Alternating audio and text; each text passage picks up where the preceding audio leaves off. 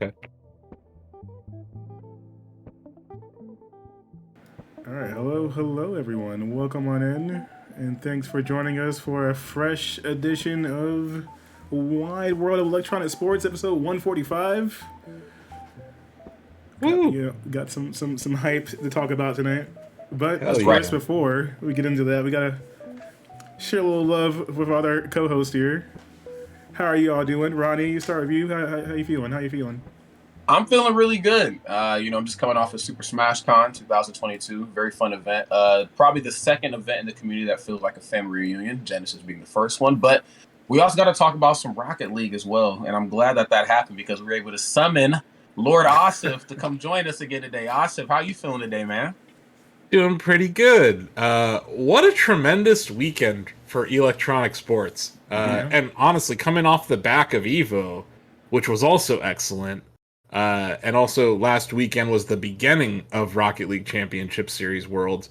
So yeah, it's just been an amazing couple of weeks of esports. And as a casual or as a fan who just sits on his couch and watches it all weekend, or at least has it up on a second screen all weekend, man, it was a delight. This weekend was absolutely delightful. Lots of great things to talk about today. If you're a platform fighting fan, we got some Multiversus news and obviously some Smash results to talk about. And then, wow, Rocket League just cementing itself as one of the greatest esports out there this weekend with a great event in Dallas. But yeah, happy to be here. Happy to chat with you guys about the greatest esports that we've gotten a chance to witness in the last week. That's right. If y'all know us out there in the chat, then you know that we love us some Super Smash Brothers, namely Melee. Ultimate's okay too. Asif and I are a firm believer that, the game is starting to kind of fizzle out, but Melee, of course, leading us towards victory, and of course, Rocket League. So I think on the menu today, we got to jump into some Rocket League first. Now, when I was leaving Super Smashcon, I came in the door and there was one of my young friends. He was like 19, 20. He comes over to the house and he helps clean sometimes when we're out of town. And he had Rocket League up and playing. And I didn't want to ask him why because I already knew. Like he was running it and it was getting really intense. So I'm like, okay, the Rocket League machine is working. It's working. We're getting new players in here. Yeah. I don't know if watching Rocket League makes me want to play it more or not. But I am always inspired by high level Rocket League play because they just do stuff that I haven't yet or I'm unable to do. But like I think what makes Rocket League so great is it's very easy to pick up and play, right? Like anyone can. And you get the concept almost instantly if you're a spectator watching it. There's a car, there's balls, there's rockets attached to the cars, Rocket League, right? But the ceiling for this game and skills is just so high. I've been playing it pretty much since it launched. I took, breaks here and there, but like 7 years. I still play it every day. And I still learn new things. I'm still challenging myself to do new things. Yeah, we saw this. There's a shot from Rise where these guys are going off the sidewall. Look at it. 1, 2, 3, 4 touches mid-air. Just crazy. And that shot from Chicago where he popped it up in the air and landed on it, so it just went flying from underneath him. The amount of aerial gymnastics done during Worlds was insane. And we also saw some really great defensive teams out there. This Moist versus Furia Game 7 was one of the best games of Rocket League I've ever seen. Furia, the first South American team to place this highly at a LAN event, because they hadn't really been included in LAN events. They had Oceania, they had Europe, they had North America. But yeah, South America was represented in big time here.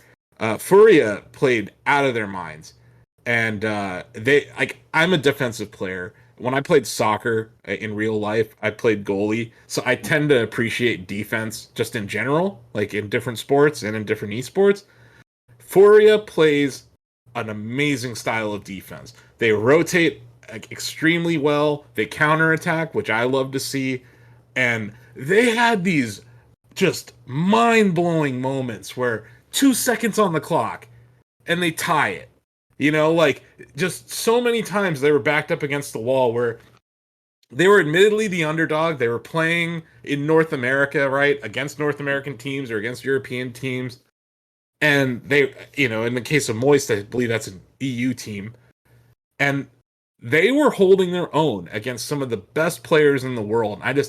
I loved seeing this because we hadn't had a Rocket League Championship Series Worlds for almost 3 years. So this was, they've done it online, and Rocket League has solid netcode, and it's definitely it's good. But you know this, Rod. In-person events are just different. They hit different. And when you got a sold out Dickies Arena, 20,000 people there to watch Rocket League, that's a different feeling. And if you're that team that, it really felt like the crowd in Dallas got behind Furia and were cheering for him because it was, they were going up against EU, and you know how NA kind of hates EU, right? Yeah. So it was a little okay, there was a FaZe versus G2 where, okay, we're going to have to watch one NA team lose here. But then there was watching Furia just kind of upset some people along the way. And I don't even want to act like it was an upset. I just don't think they had this opportunity to be on this stage yet. So I loved that, 3 years later, we're seeing this. And then, BDS won. They beat Furia. And they beat G2 handily. It was 4-1. It was a spanking. That was a spanking. It was 4-1, and they almost won. They almost swept them. And, the commentators always say this in Rocket League. No one has ever come back from a 3-0 deficit in an RLCS event. It's hard. You have to win 4 games in a row against an excellent team that's already beat you 3-0. It just felt like BDS was on. Their coach was excellent. But these right now, aren't they? Because I think Team Fury was actually ranked first And it looks like these guys were ranked second with 3,604 RLCS points, and they were able to just. I mean, they did handiwork. I mean, they made these people look free. This was bad.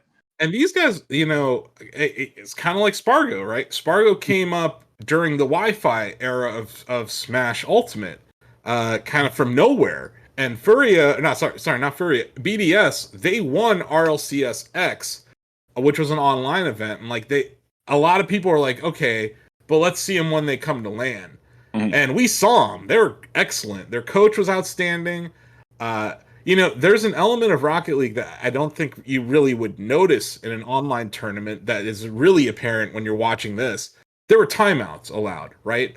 During a match, which is a best of 7 match, the coach can call a timeout to kind of calm everyone down. And during that Furia matchup, it was Furia was up 2-0. Best of 7, right? They were up 2-0 against BDS. Coach calls a timeout, and he gets them to settle down, and they go on. They win 4 in a row. So it's like it was.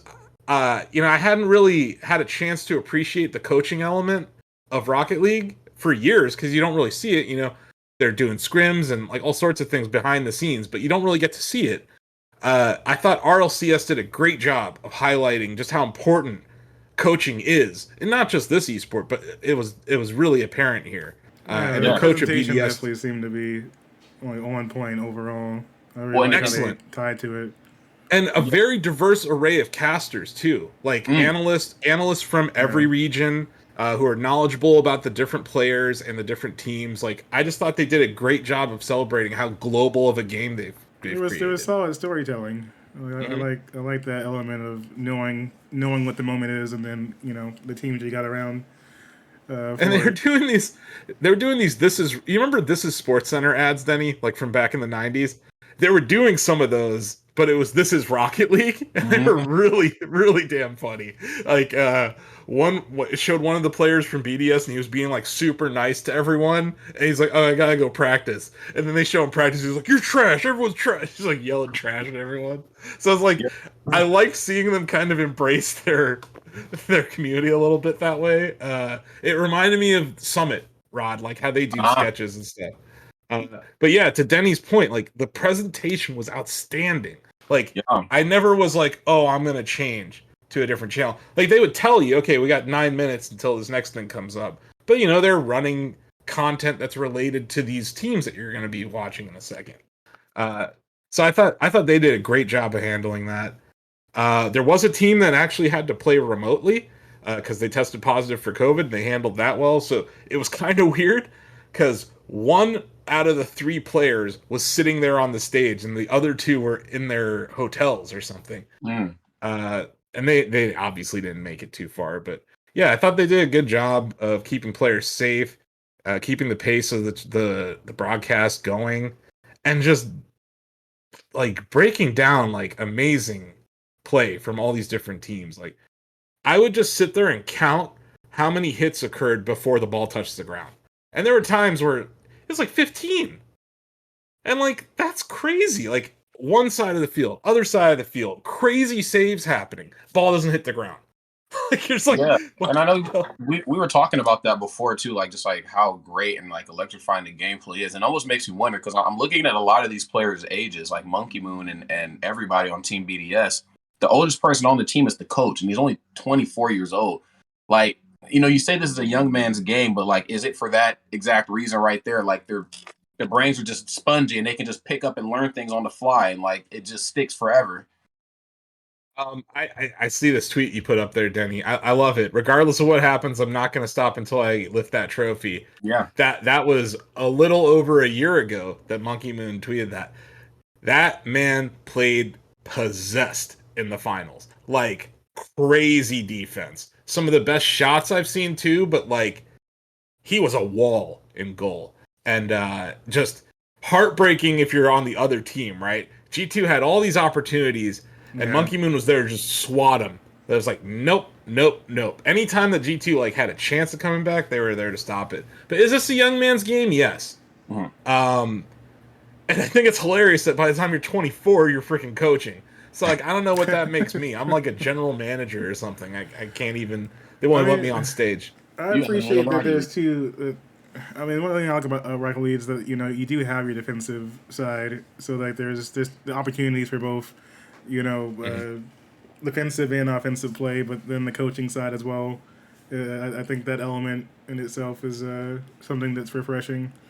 And you're For right, better. Denny. Like there are players that tilt to the offensive side, and they're like Messi or like Yeah. just famous strikers in the Premier League or whatever. Like David Beckham, right? Like there's people who are known for their offense, and then there's these like my kind of players, the gritty players that like hanging out in net.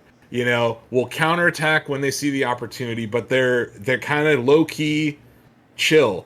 Every team needs one of each of those, right? Like you need Oh. that person who's like, I want to take the shot. I want to be there with zeros on the clock in the air, They making become that a shot at the factor, buzzer. Like Yeah. that's something that, and then you have to coach for that, Yep. You have to You game have to plan for coach those for kind of that. players. Yep. And You have to. that's what I like. And that in the post game interview, that's what the coach of BDS said. He's like, I have to coach my team to the best of their abilities. I can't bring my philosophy there. I have to look at what these guys are good at doing and then put them in that place.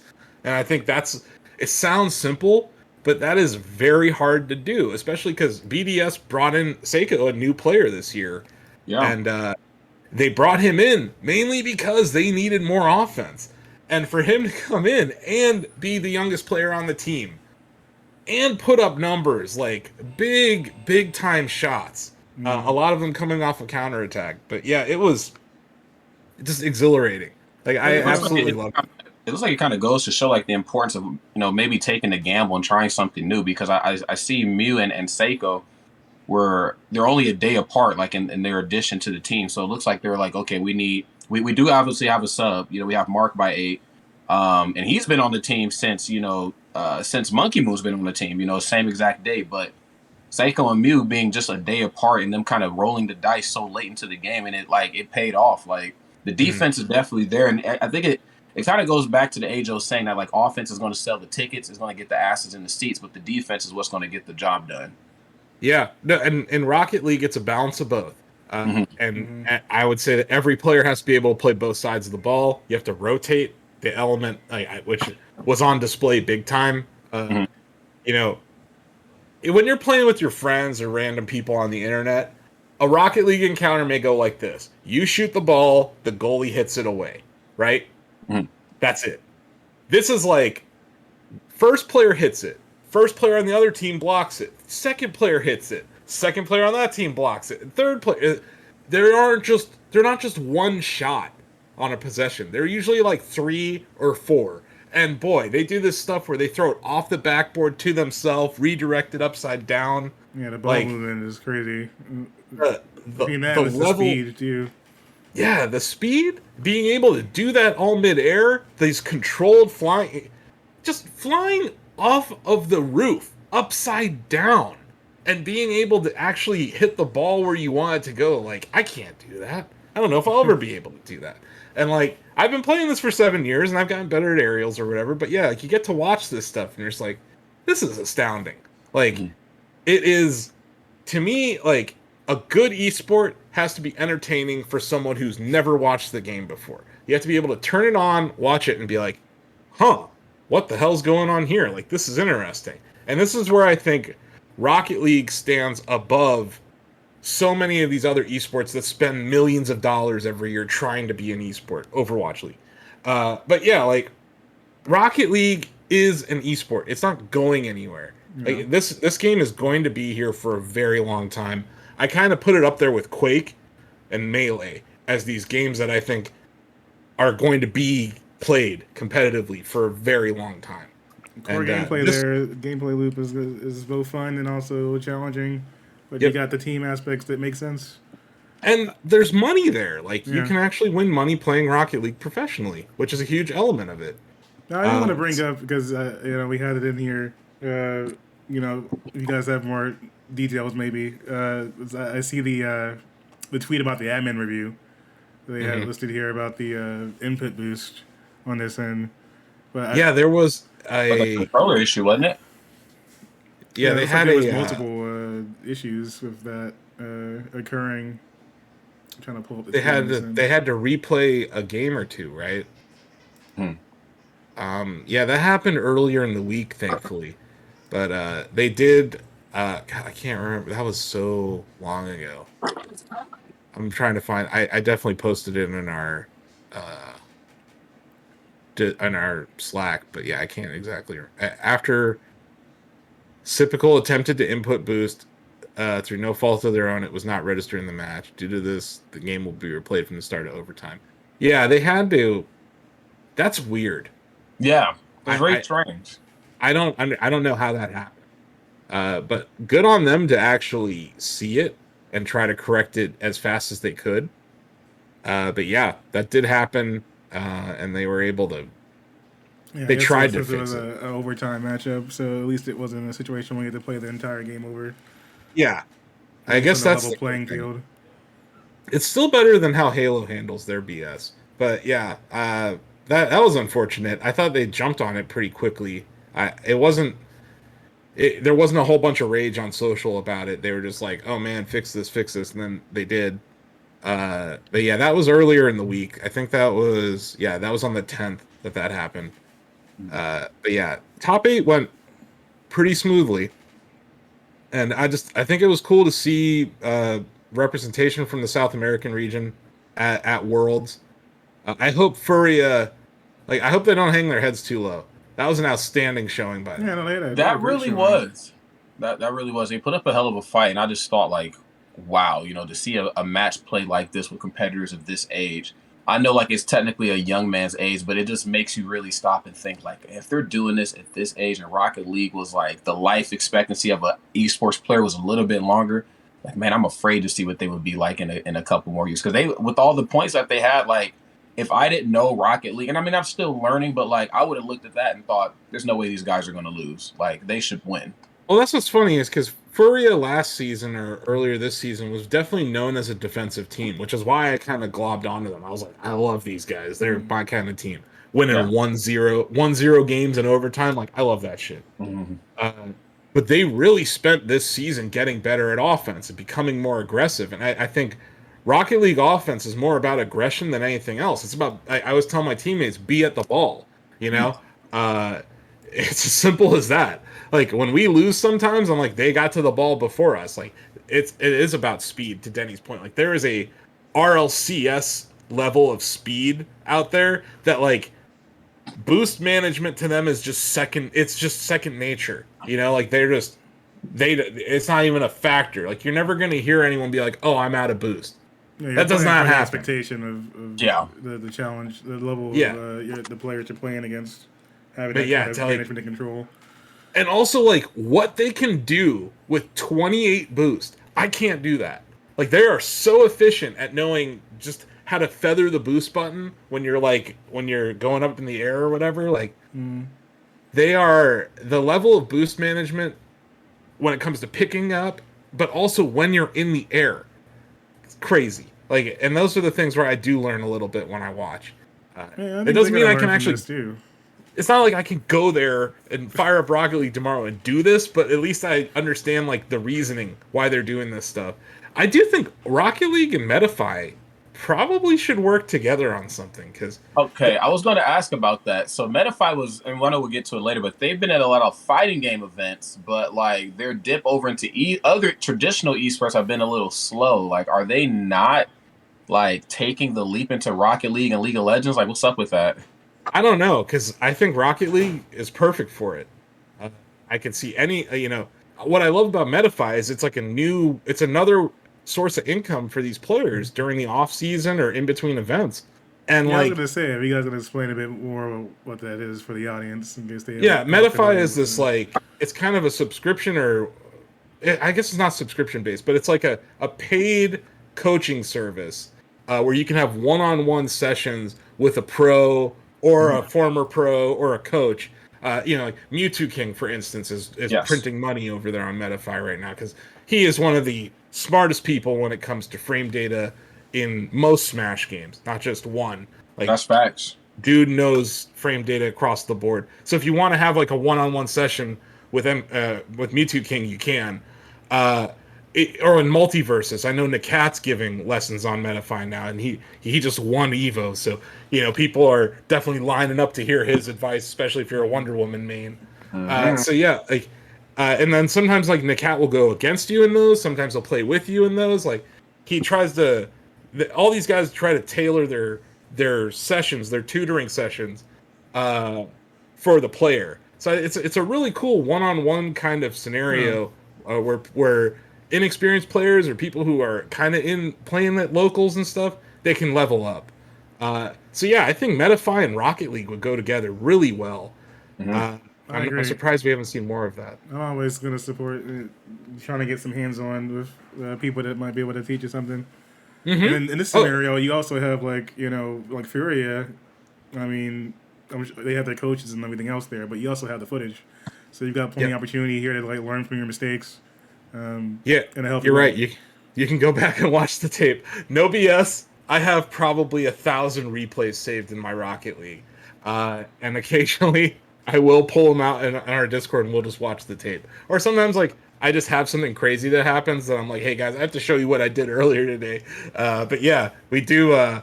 We actually do watch the tape, and it's in the game, right? So you don't have to just track down a Twitch VOD with commentary. Like you can save your own replays. Yeah. And their replay system and their spectator system is amazing. So like watching in general that's what they get those dynamic angles, camera angles and everything else going. It's and props to the casters and the production on RLCS because like it feels like I'm watching the World Cup. You know what I mean? Like that's some real commentary. That is legit crazy.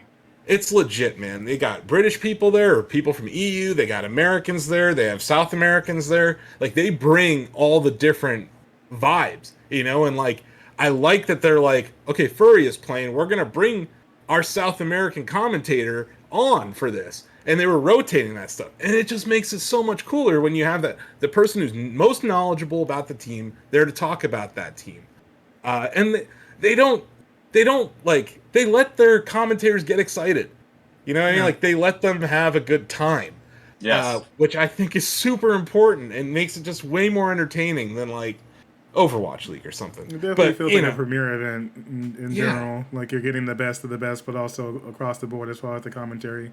And a friend of mine attended it in person, and she said it was outstanding. Like she was just singing the highest praises ever for the in-person side of it too. So it wasn't just it was presented well on Twitch. It was presented well in person too, which I think is super important.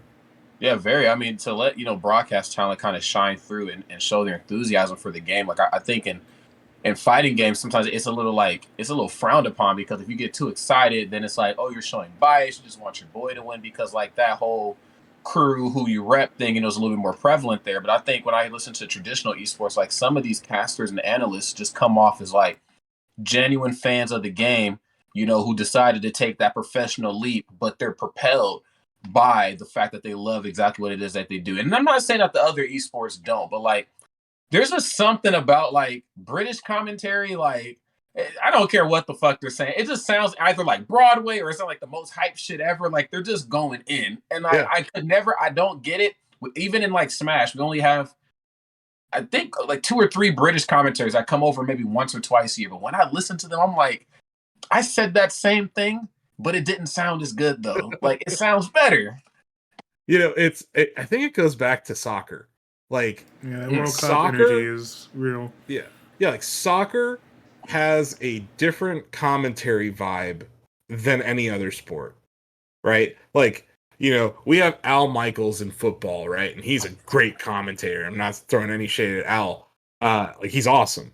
But like go listen to the Spanish broadcast of the NFL sometimes. It's lit. It's way more entertaining than any American because, we're kind of monotone. We're pretty chill. We do get excited from time to time, but like an excited American commentator will talk excitedly for maybe, I don't know, 2 seconds. An excited like British or Spanish speaking commentator who's like really hype will go off for like 10, 20 seconds about what just happened. They're pushing the broadcast from like radio broadcasts and making it. You can't even see footage. you're Yeah, getting hype over a soccer game. I'm like, That's it's actually real. facts. I think that's a good point. Like some of these guys do have that radio feel to them, and like I I don't know. I listen to Westwood One sometimes for like football games, and you're right. Like you have to be more excited than just like a traditional TV commentary. Dude, Ian X NNZ or whatever the hell his name was, he was struggling at times. Like you could tell when a player is kind of going through it. And then he nailed that goal with like what? They had 10 seconds on the clock here. Yeah. I don't know if this is the game where they lose this, but they were close. There were so many times in this matchup between BDS and Furia where like Furia hits a shot, BDS responds. Like it was like almost instantly, like 2 seconds later, and you're just like, damn. Like, Yeah, they matched the tempo. I'm not mad at it. But it was a hell of a matchup. That guy in the center there, I can't remember his name. That would be. Who's the guy in the center there? Is that not Card? CAARD? No, that you're talking Furia there. The guy on BDS. Oh, BDS. I can't remember his name. Extra. Yes. Extra was a man possessed. Like just the shots. Yeah, there's a shot from Extra right there. Mm-hmm. They don't win without Extra playing the way he did yesterday. Just like some of the most insane goals. And it was funny. Like they would flash these like stat lines for each game in between the next game in the match, and like a dude would low key have like 5 saves. And they just gloss over it. Like, if I have 5 saves in a game, you're going to hear about it. Because, like, that's a lot. Make or break you winning. That's a lot of saves. And you're right, Rod. Like, even if one of those isn't done, the outcome completely changes. But, yeah, it was an outstanding weekend. If you missed it, yeah, you know the outcome. But go back and watch Moist versus Furia. Like, that was a hell of a 7 games. Yeah. Go back and watch NRG versus G2, or G2 versus BDS, or G2 versus FaZe, because that was a slobber knocker of a matchup. The tempo, I think, is just what makes it special. I think a lot of people wanted FaZe to win there, and because they're the NA darlings or whatever. But yeah, G2, they are tough. So like it was just that top 8 was outstanding. Like you could watch any of those sets of 7 and just have a great time. But yeah, congratulations to BDS and their coach. What was G2 awesome. Ranked in Rocket League? Actually, I'm about to look. I looked up Furia and I looked up BDS. I didn't look up G2. I don't know, but we're gonna get to how rankings are BS later in the show. Oh boy. Before we get there, we got another game to cover. Okay. With good old Multiverses, I'm glad we let off with Rocket League though, because what an amazing weekend, and props to the whole production. Yeah, I'm looking forward to hopefully seeing Furia make some moves again. Hell yeah, get that bounce back going. That's right. Well, friends, we got to talk about a platform fighter with some real company support. MultiVersus is here, and they have a huge ass patch update. The note updates include hitboxes, nerfs to Bugs Bunny, Velma, a handful of other characters, weird bugs in certain other characters, and and also we got an announcement of 2 new characters coming. Some bad guys. I got my wish. I asked for bad guys. We got Black Adam and Stripe from Gremlins. What are our thoughts? Man, Gremlins? Yeah. Like, who is this game for? It's for millennials, I guess. I don't know. For everyone now at this point. I'm confused. And okay, but yeah, let's leave the new characters aside for a second. Yeah. That's nice. They're coming down the road. Morty's here, right? Like we got Morty. Which I thought was interesting. We're gonna get Morty and then Rick at a different time. In a 2v2 game, may have made sense to put both of them there, but I guess people will figure out Morty first and then Rick later. Batman got nerfed. I know the headline's talking about Bugs Bunny because they took a bat to Bugs Bunny, and you know what? I still think Bugs Bunny might be broken even after all this. Yeah, it might be one of those things like Fox or Meta Knight where like it's just the nature of the character. You could Yeah. every move could do 2%, but it's just the fact that they are who they are is what makes them so good. Yeah, so they fixed a bug in Batman where he would overshoot his grapple destination if the fighter he was grappling dodged. So there were times where Batman would like fling himself off the level Yeah. with the grapple shot. They fixed that. The falling short distances under high latency. The ground side attack. The first hit added 3 frames of whiff recovery, so they nerfed the side attack there. Uh, Air ground neutral attack got nerfed. I guess this is coming in a future patch. It hasn't actually happened yet. The batarang pickup will now return 9.45 seconds of its cooldown from 11.55 seconds. So this I is think another. I think Batarang is broken as fuck. It is. It's very broken, and yeah, that's all I have to say about that. Like, Speaking holy, of broken as fuck, did you read what they did to Taz? yeah, Like they, the Taz update is kind of crazy. The side special, right? mhm. So it's now a cooldown move. Yeah, with a 7-second cooldown, while the cooldown is active, side special is a weaker version of the tornado, which I guess is okay, but like, what the fuck? Like they are trying so hard to not just remove this entirely. But like I thought that was strange as hell. I was like, so you're just completely redoing Taz's side special. And I know, Denny, you were there for the worst game of Multiverses ever played, when we all were Taz and we all were spamming side special. Well, what I was gonna say is how much of this patch note list do you think was already in effect before Evo, and Most of it. how much is Yeah, coming probably most afterwards? of it. Do you think that they're going to adjust accordingly even more after having watched some of the tournament play, or do you think they're going to give us a little bit of time to breathe? I will say this. I think the Velma nerfs were probably born out of Evo. Because Tony was sitting there watching every freaking team except for Void and the cat use Bugs and Velma. And yeah, Velma got nerfed.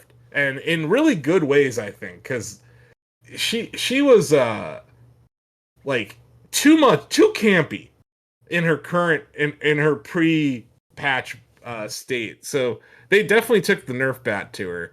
Her side specials reduced, air up special reduced, ground side special reduced. Rod, what the hell does gray health mean? I feel like it's the health that like when you lose it, you kind of inch back up to it. Okay. It's Yeah, like the recoverable health. So right. they nerfed some of that. Added a whiff recovery from her air side attack. I don't know. Her weight was reduced slightly Good. to 60 from 63. Wonder Woman, But she conversely, can live forever. Like if you like, I mean, obviously the nature of the character is for her to zone you right the hell out and annoy every fiber of your being. But then like when you actually start to hit her, she would live like my roommate would live like 180%. I'm like, this is not okay. It's it not made okay. 0 sense for Velma to be 63 units of weight and Wonder Woman to be 65. That makes 0 sense. Wonder Woman is a tank. So they did buff Wonder Woman quite a bit here. So, Denny, to your point, there's no way that they took Evo into account when looking at Wonder Woman, right? Like, this was just they think there are things that were broken and things that needed repairs in how Wonder Woman played. I feel that was true of Iron Giant, too. Like, they didn't care what happened at Evo. They were just like, let's fix Iron Giant for the love of God. But yeah, if you're a Wonder Woman main, you're happy. This is you lowered cooldown for your ground air neutral special, ground side special. The shield comes out a little bit earlier now to help you deflect projectiles. That's right. Hurt box is decreased a little bit. I saw this phrase used a lot in this patch. To now better match the animation. That has a lot to do with hurt boxes, right, Rod? Like they're Yeah. just there were some things that were very broken, like extending far beyond the actual animation and stuff. So they did a lot to fix that. You know who else got the Nerf bat that I was kind of happy about? Finn. You weren't a Finn fan? I mean, I'm not a particularly I'm big fan not of a fan Fido. of getting my ass handed to me by Finn. There you go. There you Like, go. it's not that like Finn's a fine character. No problem with Finn. But there was some busted shit going on there. Like, Yeah, it says fighting against Finn felt too difficult as Finn felt a bit too safe and could throw out attacks without much fear of a punish due to how quickly he recovered. Hurt/hitboxes, foundational updates are coming soon, but will not be in this patch. Huh. You know what? Now, I believe when we had Charles on, Charles didn't play much of Finn. He plays a really good Finn. But I felt like, all right, his neutral is nice. Like, Charles is a fucking internet, like, framed out of machine. I was like, but this feels a little too safe. This ain't right. And I'm glad I wasn't going crazy. No, here's the key. Do you know those stupid coins that pop out of Finn when he's whooping your ass? Yeah. Air Down Special fixed an issue where the gem required 200 to spawn. Finn now spawns 100 gold instead of 200. They slashed his gold in half. No money for you. I'm tired of that shit. It's like, it's one thing to get your ass beat, but then he's pooping out coins the whole time. Like, I'm happy to see they actually nerfed Finn.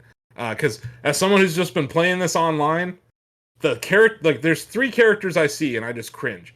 Bugs Bunny, Velma, and Finn. And they all got hit by nerfs here, and I think praise be.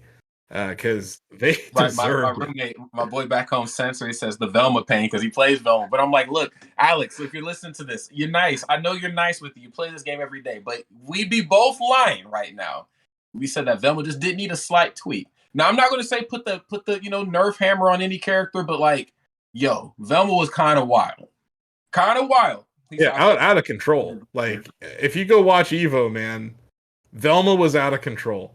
And yeah, like a lot, Velma and Bugs got nerfed at the same time, so he's never gonna play a good character again. Oh, I'm sorry. But yeah, this was kind of crazy.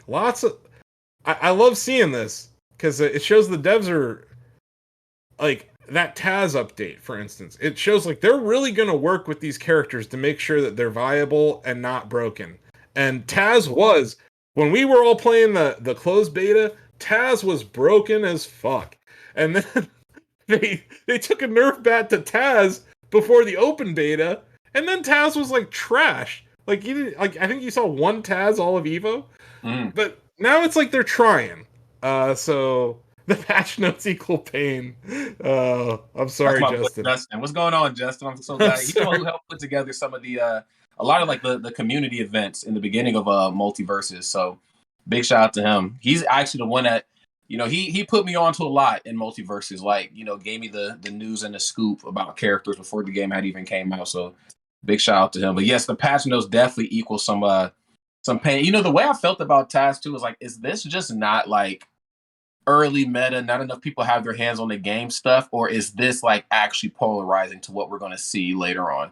Because like in like Ultimate, we had that happen too, where like we're looking at footage or we're interacting very briefly with like Meta Knight, and we're like, oh, this is some broken shit. But then the character comes out even before the nerf, and then people just kind of figure out a way to beat this character down. Taz felt like, oh, we actually cannot work around this. Please fix this. Yeah, and I mean they increased the size of the chicken. Like, they debuffed the chicken, reduced the chicken duration from 10 seconds to 8. Like, the Taz patch notes are so extensive and just highlight how broken multiple different aspects of the character are. So yeah, I don't know. I don't know what this is going to do for Taz mains. I have to ask Bill Lavoie if he has uninstalled the game yet or not. No. Shaggy. No, I mean Bill's a serial uninstaller of games, Rods. You don't understand. Like, he beat Tiny Tina's Wonderlands, right? And he has all these awesome weapons, which is like usually when someone will keep playing because they've unlocked all the awesome weapons. The next day he's like, I deleted it. I'm like, what are you doing? But yeah, Shaggy, my boy. They nerfed him. They nerfed that kick, Rod. Yeah, it says Shaggy's side special felt a little too unpunishable, so we've added a bit of whiff recovery. Rage Air side special. Recovery increased by 2 frames. Now better matches Rage ground side special. Addressed an issue where Shaggy could perform 2 Rage specials. Rage ground down special. Shaggy Shockwave will launch fighters into a final hit that applies a weakened debuff. No, Rod, I spent hours trying to cover up the fact that you could do 2 rage specials with Shaggy. I never mentioned it once, and I got away with it all the time. And they had to take it away from me. I'm not good at this game. I need those 2 rage specials. Well, you play Shaggy, and who else? It's just Shaggy, right?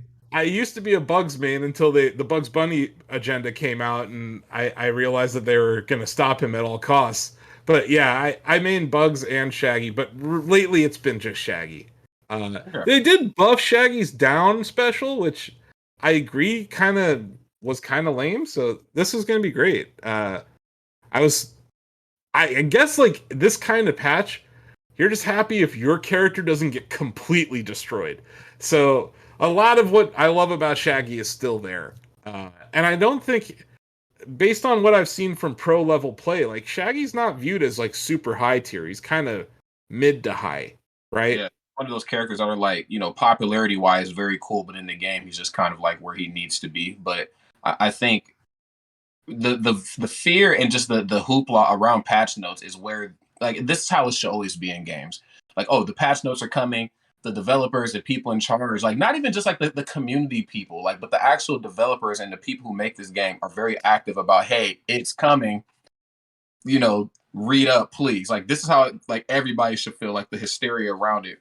And I like this because I went into this, honestly, guys, look, I went into this very, very nervous because we just had the cat on the show, and then the cat and boy won Evo. So we know the trend. It's like, okay, Wonder Woman, she's a lot lighter now. Her moves don't hit as good, and she's no longer a tank. We're changing her up. I'm like, but we made it. We made it, y'all. No, Nakat brought up a good point that even after the weight buff for Wonder Woman, she still weighs less than bruisers. LeBron James weighs more than her. So I think she could get another weight buff if you want to consider her a tank. I don't think bruisers should be weighing more than tanks in this game. No, they should not. They absolutely should not. The tanks should be it was literally a 2-unit difference between Velma and Wonder Woman before this patch. That's insane. That makes no sense. Also, Tom and Jerry, to your point, like, did Tom and Jerry avoid the nerf that they may have gotten post Evo? Mm-hmm. Probably. The normal attacks were nerfed. The air up special was nerfed because that frying pan from Tom is just nasty. That's insane. Like, and I try to pinpoint, like, when Void plays characters, I'm like, where is the similarity? Like, what is the move that connects all the characters? Because he just picks up fighting games and it just works. And that frying pan shit reminded me of the airplane thing that Aang had in Nickelodeon. I'm like, oh, this is the move. Yeah. Like, he can form his entire meta around this move and fuck you up. Like, the frying pan is crazy. Yeah, I do think Tom and Jerry dodged a little bit of the nerf bat here, but like, there's another patch coming, so it's entirely possible that Tom and Jerry, with all these nerfs of the other characters, Tom and Jerry may just move up the meta just as a side effect of that, and then they're gonna have to balance that. That's the nature of this, right? Like, and now they're gonna add more characters. And each time they add a character, like a freaking gremlin, like, okay. And then, Black Adam, we saw that coming. By the way, Shacknews called it again. If you go back to that article where we listed off what Multiverses would look like. It's becoming the Old Testament right now. Tony's just like fired up Shacknews and reading that article when he needs DLC ideas, I guess. But we wrote an article where we broke it down, like, what would Multiverses look like with a roster the size of Ultimate? And that Gremlin Spike was on there. True. Not just Gremlin, freaking Spike specifically, number 83 on that list. It's good too. Like, I wasn't criticizing the game, but I was like, I like that they're putting a lot of the staples in here. I sometimes forget that a lot of the staple characters that Warner Bros. Owned are good guys or protagonists or, centralized characters like Bugs Bunny. Like, because Bugs Bunny's not really he's a nice guy. He's not really a good guy all the time. But I'm like, we don't actually have some straight up villains. And I was like, well, DC fandom, Comic-Con just came out. I know some of we covered a bit of it. I'm like, there's no way Black Adam's not in this game. Like, and I don't see Multiverses doing like the palette swap thing like an Ultimate, where it's like Samus and Dark Samus and Isabel and whatever. Like, I think they're going to do a straight up Black Adam character, and I'm so happy they did it. hmm Oh, they also attempted to fix LeBron James, who is busted. uh, yeah, there's a lot here. But yeah, LeBron's. It seemed like they weren't going at LeBron to nerf or buff him. It was just like, let's try to fix this because it's busted. Yeah.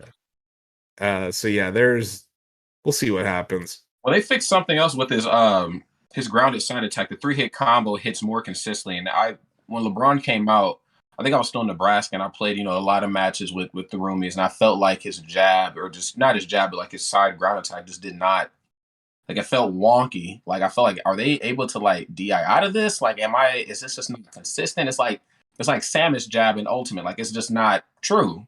And Mhm. so I'm glad that they went in and fixed that. But I know they also said too that there's an issue with his basketball that they have to go back and tweak as well. That Tony Yep. tweeted. Find Yeah, that. there was like a double, like there one of his dunks you could double dunk, even though like it was like the ball was respawning faster than it should or something. Mhm. They also it wasn't even a nerf. They just attempted to fix Iron Giant again. The way Iron Giant was. Of course you do. Of I course you know. liked him because he was getting multiple hits. Like I'm a cheese lord. one action, multiple hits. Complete bullshit, Rod. Like, there was some shit in there that needed. You know I'm a cheese lord. It is, yeah. But if we want this game to survive, like it's got to be fun. And man, playing Iron Giant is not fun. Pre-patch, like I'll see how I feel about it tonight. Maybe I haven't had a chance to play it, and I'm playing Madden for review, so I may not get around to it today. But and I'm obviously going to keep an eye on the cat and all the other content creators in the scene that are like really, really analyzing this stuff crazily. But yeah, this is good. They need to fix Iron Giant. Also, like, if you're gonna have one big ass character in the game, you might want to add another big ass character in this game because is this going to be like the one character that takes up half the screen, Rod? Or are they gonna? Yeah, I mean, I'm trying to think of other characters I could even. King Kong, Godzilla. King Kong and Godzilla would be too, and I feel like Godzilla has to be coming. Like, there's just no way, like, that character is more Godzilla than King Kong, but certainly both. But I'm like, Iron Giant is obviously like the Ridley of the game. Like, we need somebody abnormally huge, and we're going to scale him down. But man, like, fighting him, or when I play him, I get like Sentinel vibes. Like, I feel like no matter how the match is going, like, I'm still in charge. You know what I'm saying? Like, oh, is your combo nice? It's time to burst. Back up, I feel like they're testing the waters with the idea of who's going to be available to toss in the game based on different movesets before kind of really locking in how much content you're going to get per season or whatever.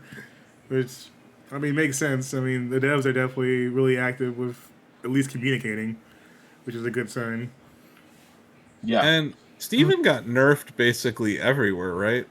His ground down special, his air neutral attack. I feel like I've barely seen any Steven players in general. Yeah. We've seen a lot in that beta because of like the Watermelon Steve and Rain Dog combination, if I'm not mistaken, was like a really strong thing. But it seems like it says like ground down special Watermelon Steve ability cooldown now begins when Watermelon Steve is wrung out. Fixed a bug where Watermelon Steve and it could spawn inside ceilings and be stuck. Okay, good. But the air neutral attack no longer will animation hitch. Yep. Weak and Geek. Blake says Godzilla and Kong could be there, Bowser and DK. I could see that. Give me Mecha Godzilla too. Why not? That'd be cool. Wait, would Mecha Godzilla be like a skin? Well, it depends on how far they want to go. I mean, yeah, because really, if we open up the King of Monsters like door, you can go a lot of different ways about it. Put Mothra in there if you're gonna give me like Ghidorah. Yeah. Oh no, that would be cool. I think if you have Mothra, Godzilla, and Kong and Iron Giant, that's like 4 at least. Like I just think there needs to be some sort of counter pick for Iron Giant right now, and I'm not sure exactly what that is. Yeah, they should go. Oh, Rodan. Yeah, you're right, Rodan. Or there's a lot of good. Like T-Rex. I mean, Jurassic Park. I just looked it up. They're a part of it. Even though I would much prefer the Velociraptors because it does get more terrifying than that. But it says Jurassic Park, one of the few films filmed inside of Warner Brothers Studios. Well, Legendary is putting out another King of Monsters movie. It's already happening, so I could see them doing some tie-ins with that down the line at some point if they wanted to. So, Warner Brothers, do they own Jurassic Park? I feel I like thought that people was. I think that's Universal or something. Yeah, that's Universal. Oh, they were filmed at Warner Brothers, but they're not owned by. Yeah, Universal Pictures, Amblin Entertainment. So that's Comcast. Yeah, you'd have to go a different route, I think. But WB's got options, you know. Yeah, they got plenty of stuff, and they haven't even touched their Harry Potter IP yet. So you know that's coming. Yes, you know, it could toss in any of your Professor Snapes and such in there if they wanted to. Give us a Voldemort too. I need a bad guy. I need all the villains. I mean, as long as I get some Gandalf in there to balance it out, you know. I think you gotta go Neo, Trinity, Agent Smith. Oh yeah, Agent Smith would be an awesome bad guy. Yeah, but I feel like they'd have like a fucking like a witch time thing or something, man, because they can move in slow motion. Oh man, that now if you want to piss an entire genre of game off, add a witch time mechanic or like a Quicksilver Devil May Cry thing. I just remember like hearing the crowd groan as Bayonetta's witch time would hit the screen, and yeah, no. I had a little PTSD this weekend from that run when I saw the top 8 from Smash 4. Also, what kind of trolls are running SmashCon that there's a Smash 4 tournament being held? But yeah, that's their thing. Like, they just run all the games. And so I actually had to commentate finals for that. And I walked in, I said, God, I hope there's not a billion Bayos. And there were a billion. The finals, it was Dittos, right? It was not the final? Yep, it was Mistake and Tyroy and Grand, and then before them, I forget what the gentleman's name was, and then Elegant played Luigi, so he was able to sneak his way in there. But I was like, seeing how long people were stuck in Witch Time and then wanting like the Matrix characters in Multiverses, I'm like, God, I hope they do this. Like, I hope it's a counter, because that's what Witch Time should have always been. Witch Time should have always just been a counter. You should not actually be stuck in an item. You're basically stuck in an item. Like, I hope that's what they do. I hope they just don't do that at all. Well, that too. Because Bayo in Wii U Smash like really changed the meta to be up, right? Like you could destroy people up, and obviously you could recover underneath most levels, which is stupid too. But Multiverses is already so freaking short with its ceiling that like a character with a Bayo like mechanic would ruin that game. It would be worse than Bugs Bunny with his his baseball bat. Like his his neutral up is still pretty nasty even after this. I mean, I will say that, you know, Multiverses is at a place where they could change things up at any time, though. I mean, they could introduce a different game mode if they wanted to, or like just make those kind of tweaks, and there could be a scenario where they just listen to the people that are. I could tell you though, like, I don't think this game has any future as a 1v1 game. Like, it better not. I mean, it's definitely not hidden. No, it's not fun, and it's kind of lame to watch. Yeah, I don't think this is gonna. So that's one mode we know is not gonna catch on. Yeah. So if this is all built around 2v2, like I'm not sure what they're gonna do. I guess you're right that they can experiment with stuff. But yeah, it's meant for like more of like the stage or like the ceiling or just like the actual arena you're fighting in. I think that there's more opportunity to play around with those kind of settings in a way that they can adjust accordingly. Because maybe with someone what Tony said, you know, I think I had like a list of stuff he was saying too. Oh yeah, on this one, like he said, never can tell when you have a bunch of sandboxy elements what players will be able to deal with, but we'll try and fix issues quickly as they're uncovered though. Yeah, and look, Tony's being super communicative, which is awesome.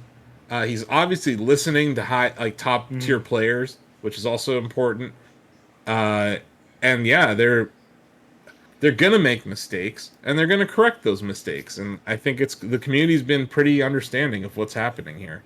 They just put out a tweet too. It says we want your feedback on 100K tournament held at Evo, and they've put out a form which is just like I want to say it's unheard of, but like this is what you should be doing, and everybody's just praising them for how like open they've been right now.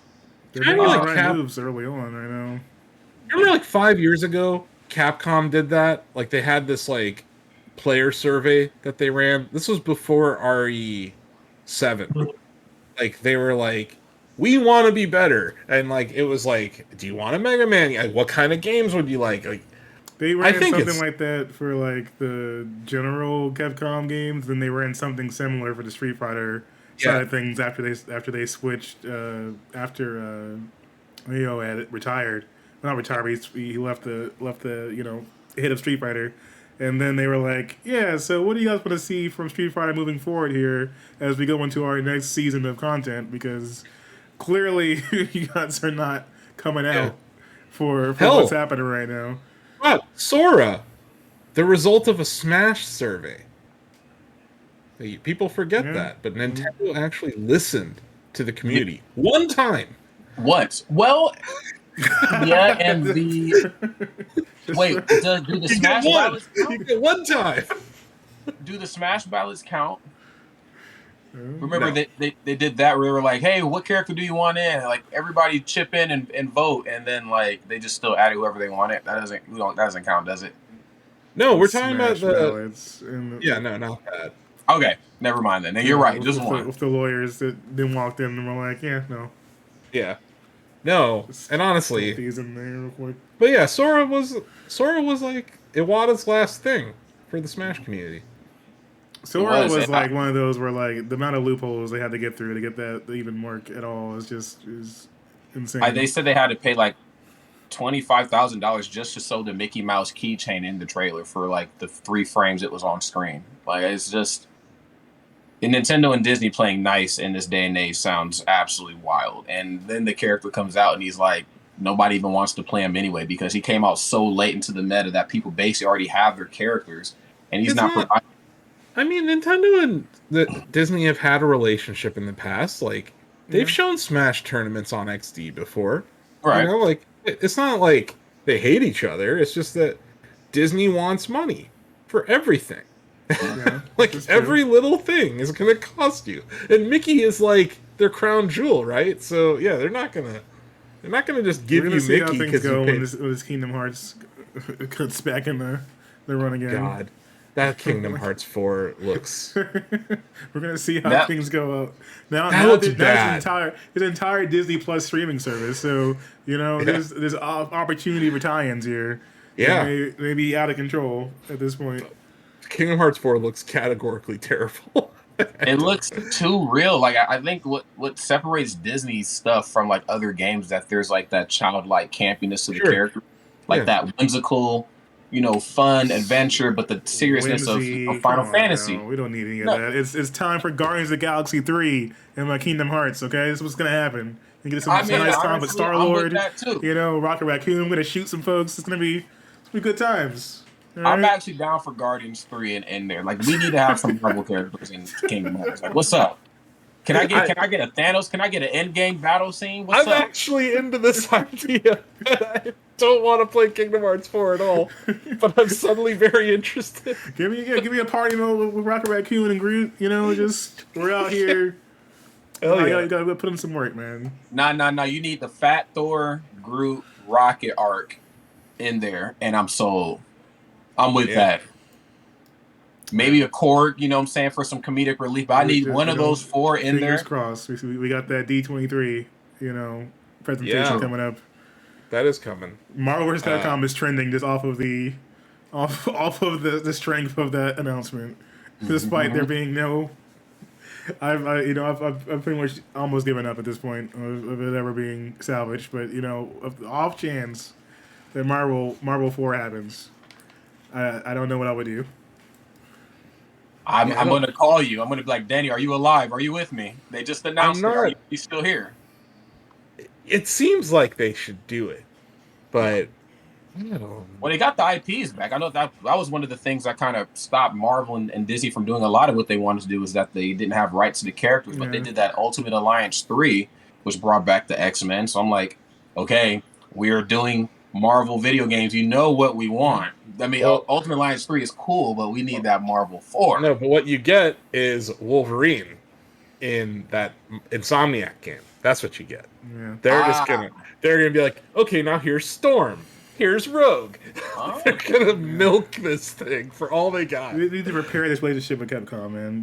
We need to get Yeah, that going again. I The would money love is to on the see a table. good MVC, like a polished, good MVC where they give them time and put it with Yeah. the best team. We got the cabinet coming out now. You know, like things that people weren't expecting Yeah. to happen. You know, Yeah. this is the right moment to Talk make about that. crazy. We got MVC 2 cab and an NFL Blitz cab from Arcade 1 Up. Like, because props to them.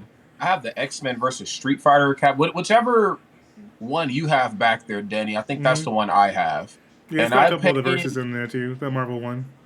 Yeah, I love that one. Like that one gets wore out at the house. Like we wear that shit out. Yeah, I'm gonna have to replace it with the Marvel 2 cab. You But know, now we because have it's got all the versus NBA, games in the NBA Jam, gyms. NFL Blitz, and MVC 2 all in Arcade 1 Up form. That's pretty great. And Simpsons. So, like, this is. They're moving into the era that I'm like, look, y'all keep heading towards that PlayStation Dreamcast era. All right, Yep. I can get some Virtual Fighter. I can get some Tekken. Like, give me a Tekken Yeah. I need collection. Tekken 3 or Tekken Tag. Tekken on 1 that through cap. 3, at least, like in Yeah, one do cab, all- like and then tag. Like, look, it would be a wrap. man. I would be able to beat my uncle's ass in every Tekken game for every family get together. It'd be good yeah. times. I'm excited. Like, Arcade 1 Up, like, it was. I'd say they were, like, super exciting, like, maybe 3 years ago, because they were just kind of entering the scene. They had a lot of great IP to work with. That Star Wars cab from a few years ago, you know, for the trench run. But, like, that, I think, was one of the best things they've ever built. But, yeah, this is. I hate This that I era. didn't jump on the Arcade 1 Up thing earlier too. Like at some of our local Game Stops, they had like the cabinets without the risers, but still the cabinets themselves for like $250. Like the Street Yeah. Fighter one, the Mortal Kombat, just sitting, and I waited and I waited, and then they went up to like what people, you know, the resale prices basically. But then the pandemic happened, and I got on the Facebook Marketplace, and I just cleaned up shop. There was like so many families like just moving stuff because it's the pandemic, and they're like, "Why did I buy this? The kids don't touch it, Yeah. move it." I was like, "I'll take it because I need something to do for the You next." also got people probably that are forever. also hopping on it and they grab a cab and then they mod it. You know, Oh, I got yeah. friends that have like thing. they mod out theirs and they've got Tons. That's, like, very common, and I think that Arcade 1 Up was kind of hurt by that, so they increased the price. yeah. Outside of the second market, Rod, like, they just straight up increased the price. It's like $600 for one of these things now, and that's material cost. That's the IP that they're licensing, and you know they've refined the actual hardware too. So TJ's dropping some knowledge in the chat here. He says in our interview at Evo, Arcade One Up's John and Women straight up told me that Star Wars cab paved the way for a working relationship with Disney that Yep. made Marvel.com and Marvel.com 2 possible. the So- level of detail and the love that they put in that Star Wars cab, like, it's undeniable. I remember trying it at I was at CES before the Death Stranding, and yeah, their booths were outstanding at CES. But yeah, that was like one of the highlights for sure. Yeah, I tried to hook Jabali up actually with a my Ninja Turtles cabinet. Mikey's joystick was broken. I bought it secondhand, whatever. And looking back on, I should just bought it at normal price. But I found a dude in our Arcade One Up Discord, and he actually sold me just the control deck for like $150. And he said that he has a warehouse full of just Arcade One Up cabinets in Daytona. And he's like, I just don't have anything to do with them. And I'm like, Jabali. Jabali you Land. Like, Yeah, dude, he Jabali wants to turn Land. Jabali Land into Jabali World, like Disney World. I'm like, dude, there's a guy here who, bro, and your relationship with Arcade One Up is already like this. Just do it. But Yeah. I say go for it. Yeah. Blake is looking for a Star Wars cab. You don't want to see all that. I mean, oh yeah, because they're you can make them Christmas gifts too. So I mean, holiday season definitely one of those type of things. If you know you got the kind of filling in or whoever's into it. I'm a bad gamer. I have a NBA Jam cabinet that's sitting in the office and assembled. I have that one too. Oh, well, put together, but I just don't have time. I They don't do know. take a while. Let's try and keep it rolling. We got Smash news to get into. and I'm sure you guys have plenty of plenty of commentary about what went down this weekend. Dunking on first? No, we're not dunking on first. I said. Okay, there's we're not dunking. There's plenty of excitement there too. Look, I have no dunks for Melee. Melee gets the flowers. So you want to start with flowers? Let's start with flowers. Let's start with flowers. Melee was awesome. Holy crap. What a weekend of Melee we got. You had Zane, you had H-Box, you had what's that guy's name? Peach Main. Something OD. I'm looking it up. Something OD. But yeah, if you go to start.gg, it'll be up there. But yeah, you had just, I would say, most of the best players in the world in Melee were there outside of maybe Lod. some. Yeah, Lod, right? Lod, who's I think the only. He placed third. Mm-hmm. He had Zane there, obviously Axe. I saw Axe picked up. Who the hell was Fox? He picked up Fox, and it was kind of clean. It was kind of clean. Like for just throwing stuff at the wall, I thought it wasn't bad at all from Axe. Axe had a decent 5th place showing. Crudo was up there. But yeah, let's talk about this grand final. Last week, was it pgstats.com? Rod, wasn't that who it was? Yep. They put out a list of their rankings of Melee players, and Mango, like at 11, one of the winningest players of all time in Smash. You know, Cloud9 player, one of the most popular streamers in the world. He was 11th? Just 11th in the world. I remember saying this to you last week. I was like, that seems like seems troll. Unwinnable too, because like I know like the people at PG don't mean anything by it, even though like when it's somebody as prolific as Melee or as Mango in Melee, it feels a little personal. But it's like they don't like the panelists. Fair, human error, obviously, but then they also don't want it to just be ran by the computer and whatever statistician program it has. So like, what is the happy medium? I don't think there is one. It's like power rankings in the NFL. They're always stupid. And like, there's always someone at the beginning of the season in the power rankings that doesn't even make the playoffs, right? And like, Mango, he's clearly someone who doesn't play well when he doesn't give a shit. When that dude does not care, he'll pick Falco and he'll just... What? Didn't he leave Genesis early and go to Ludwig's to commentate? Yes. Like, this is how little of a fuck he gives about the C-sport. Like, he does not care. If he doesn't care, he's not going to try. That's how he is, right? Yeah. And I don't mean this as a negative for him. It's just where he's at as a player. But that ranking bothered him. Had to have. Because this was not Mango just having fun with Falco. This was Mango Nation Fox McCloud. Like, there was I think he played one game. I think he played a game 5 with Falco. Outside of that, it was just Fox. This was Final Form Mango, Mother's Day Mango. Like, this was Mango in a very, and I don't want to say rare form, but this is where, like, if you're going to poke the bear, don't be afraid of what happens. Like, if you're going to aim at the king, and I know it wasn't an intentional thing, like, to put him at 11, but then also you put him at 11, so it was kind of intentional. Like, if this is what entices, like, him to, I guess, give a shit, if this is what that looks like, hell, put his ass at 20, put his ass at 30. It's that whole Michael Jordan, and I took that personally meme. Like, he definitely took this as motivation. And this is, if you watch his stream, dude's playing League of Legends a lot. He plays Rocket League a lot. Like, he's a talented player in Valorant. Like, he's a lot like Void. You know what I mean? Like, Void can pick up almost any game. Mewtwo King can pick up almost any game. And I feel the same way with Mango. Like, this dude's one of the best video game players, period. On Earth. So, like, you take this guy who is clearly one of the best players to ever play your game, and then you put him at 11, and he just comes in, and it's like, this was watching it was watching a systematic deconstruction of the entire Smash scene. I would say the only high tier player in this tournament that he didn't get to face off with was Zayn. Right? Oh yeah, I actually kind HBox. of like that too, because I mean, as much as I love Mango, like that's my go. I don't think Mango wants anything to do with Zayn. Like, No, yeah, I don't either. But man, like we cannot gloss over this. HBox beat Zayn. yeah, He was 0 for 6 against this guy in recent years.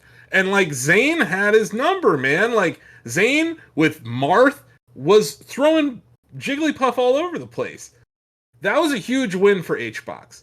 it Right? was. Like, so, HBox goes on to lose to Mango twice, which for people who've been watching Melee for like, I don't know, 20 years, watching Mango beat HBox twice was delightful, man. Because, like, HBox is like the Ronald McDonald of Smash Melee these days. Like, he's freaking everywhere. You've seen the Campbell Soup commercial, like, Coinbox. Like, he's everywhere, right? Like, when it comes to Smash, when it comes to Melee, when it comes to Ultimate even, like, Rod, he's taking jobs away from you at Ultimate Summits and sitting on the couch instead of an actual commentator. So, like, Oh damn, you know what I'm saying? Like, HBox is everywhere. damn. Mango's at home streaming, just chilling. You know what I mean? So for him to come in here, beat HBox twice, that first, it must have been winners finals or winners semis. It was awesome. Like, some of the best Melee I've ever watched. Go back and watch that set if you missed it. Because HBox had his number early. He did, and I think they're just we talk about like Mango and HBox, and it's just like two different types of goats. Like, when I talk about HBox, he's like the industry goat. I mean, obviously he has the stats to back it up too. He was best in the world for a handful of years statistically. Oh, years. Yeah, but it just between the commentary and everything else that he's really good at, or tournament organizing too. I know he does that. It's just like, but you need to play Melee though. Like, you need to play the game. Like, this is what got you here. This is what cemented it. And to see him and Mango throw down, like, it almost felt like, Danny, I know I know Mortal Kombat puts you to sleep, Asif, but Danny, I know you know what I'm talking about. When like Raiden and Liu Kang were like fighting through the different generations, like that's what it felt like for me watching those two. Like, it felt like, oh, this feels like 2012. No, that feels like 2015. No, it feels like 2017. Like, it feels good to end a tournament like Super Smashcon with those two in grands. And with Mango winning, I know Mango is Mango, and as many people love him, there's probably twice as many that don't like him, but I think him winning is so good for the culture. Like, it's huge. It's amazing. No, Yes. It's amazing for the culture. And it's like, he did not give a fuck at Genesis earlier this year. Dude didn't care. He was playing Falco the whole time, and then he literally left to go commentate with Lud. Like, that's what he did during the top 8. Whereas, like, this time, there was something in him where, like, I was seeing him do stuff with Fox I've never seen him do before. Like, these falling back airs that were just landing perfectly. Like, the amount of times that Fox boost, the recovery, that he was doing it diagonally down and just landing on the ledge. Like, he was doing shit yesterday, Rod, that I've never seen him do. He had his Mewtwo angles on lock, and he also, one really key thing in this matchup is obviously Jigglypuff was going to do an enormous amount of floating around. You know what I'm saying? I got to get in front of you, I get to the side of you, I use these arrows, I got to get you off stage. It almost felt like he made HBox afraid to jump because the sheer threat of up tilt and up smash, like, yo, is it actually okay to jump here? And that split second, that one piece of analysis paralysis was all it took for Mango to get in there and do his thing. You're right. HBox is a more cerebral player. Mango is like pure instinct. When he's on fire, he's not sitting there thinking. He's not a campy Fox player who's just sitting on the edge shooting at you. He was really good at getting bam bam 2 laser shots in and both of them connecting, right? Taking off like 8%, 6% here. And he wasn't standing on the other side of the level to do it. He was rolling right up to Puff and then shielding. Like, these, like, the strat that he was using yesterday, I don't think we've ever seen used against Puff with the Fox. And we're talking about a game where people have been playing Puff versus Fox for like 20 years. This matchup's been around for like 20 years. And we're seeing new tech brought by the best player in the world Oh man, it was great. Like It was. I absolutely love watching this game. It's fast as hell still, obviously, and like it's a different pace of play than Ultimate. But man, it was exciting. And you were in the crowd, right? Or at least for part of that. For part of it, yeah, we had to actually hit the road because Max, he got sick. Not COVID, friends. He ended up getting like strep throat, but he's doing better. He's on the uphill swing now. But yeah, we had to actually hit the road so we can get back. But we had this playing in the car on the way home, and I was just thinking, wow. I mean, I try my best to watch Melee from the comfort of my room, just because that's the game that gets everybody together, and I'm still a little cautious. So like, I try to watch that in the hotel. I said, but this one here would have been the one I want to watch in the front row. Like, I had front row seats. I should have just convinced him to stay, but he was in pain. Damn, that was some good ass Melee. Like, Yeah. Mango winning is so huge. I mean, of course, HBox winning is good for his brand, is good for, the overall community between Melee and Ultimate, which we got to talk about too. But to have Mango win, that just feels like a dub for Melee. Like, you just completely forget that Nintendo doesn't care and that, we don't have any money and cryptocurrency. Like, it's just, you know what? All that aside, Mango won. All is right in the universe for a little bit. Like, kind of like when Pokemon Go came out. Like, the world is just a better place for a little bit, No, and Mango did not lose. Yeah. This is a man that's known for legendary losers bracket runs. He didn't lose a single match yesterday. I think that's important to note. Like, he was on a different level yesterday, and it was like serious comebacks. I want to point out, like, both the HBox and Mango matchups went 3-2. So it's not like I'm not acting like HBox is washed at all. Like, this was high level Melee being played between two of the greatest players ever. But clearly two players that have a history, Rod. A long history. Where Mango talks mad shit and he backs it up. And I love it. I just love it. I love to see it. I do too. Like, this is the matchup among matchups. Like, there are a lot of narratives, I think, attached to Melee, which is what more than anything keeps the community self perpetuating forward. But it's the storylines, and it's these two here.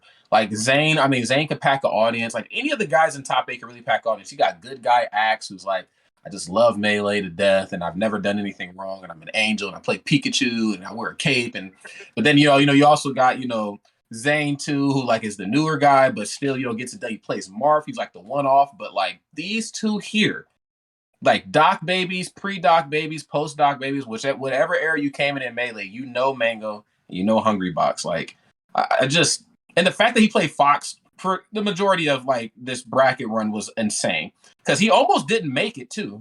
I know I think he got double DQ'd by mistake or something, and they had to move him around or whatever. Yeah. And then he came back and was like, it's time to beat some ass. Mm-hmm. Yeah. He tweeted something about how he was pooping and he almost got DQ'd while he was in the toilet or something. I thought I saw that. I may have made that up. But yeah, also like Laud and Zane are both Maryland dudes, right? Yes. So you had like the hometown boys that were there. This was held in Maryland, right? Yeah, Virginia. Close. Virginia. MDVA, Yeah. right? Yep. So yeah, you had these two MDVA boys that were in the top 4. So yeah, the crowd was just intense. Like, I haven't seen. I guess Genesis, we saw a similar crowd, but know this, Rod. Live crowds are different when Mango is in play. That's true. When Mango's at play, I want to say when most of the Melee players are at play, it feels like a very standard esports. I'm very excited to see my favorite player play. And then the next set and so on and so forth. Like, Melee almost feels like the all-star game. Like, something cool is going to happen.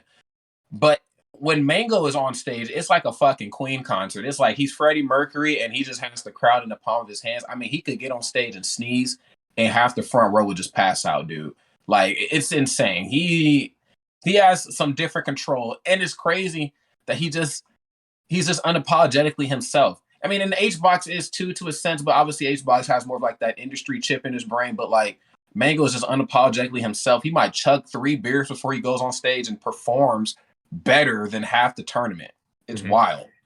Oh yeah, no, it was outstanding. I recommend going back and watching Mango versus HBox, both of the matchups. So yeah, it was winner semifinal was the first one, and that game 5 was awesome.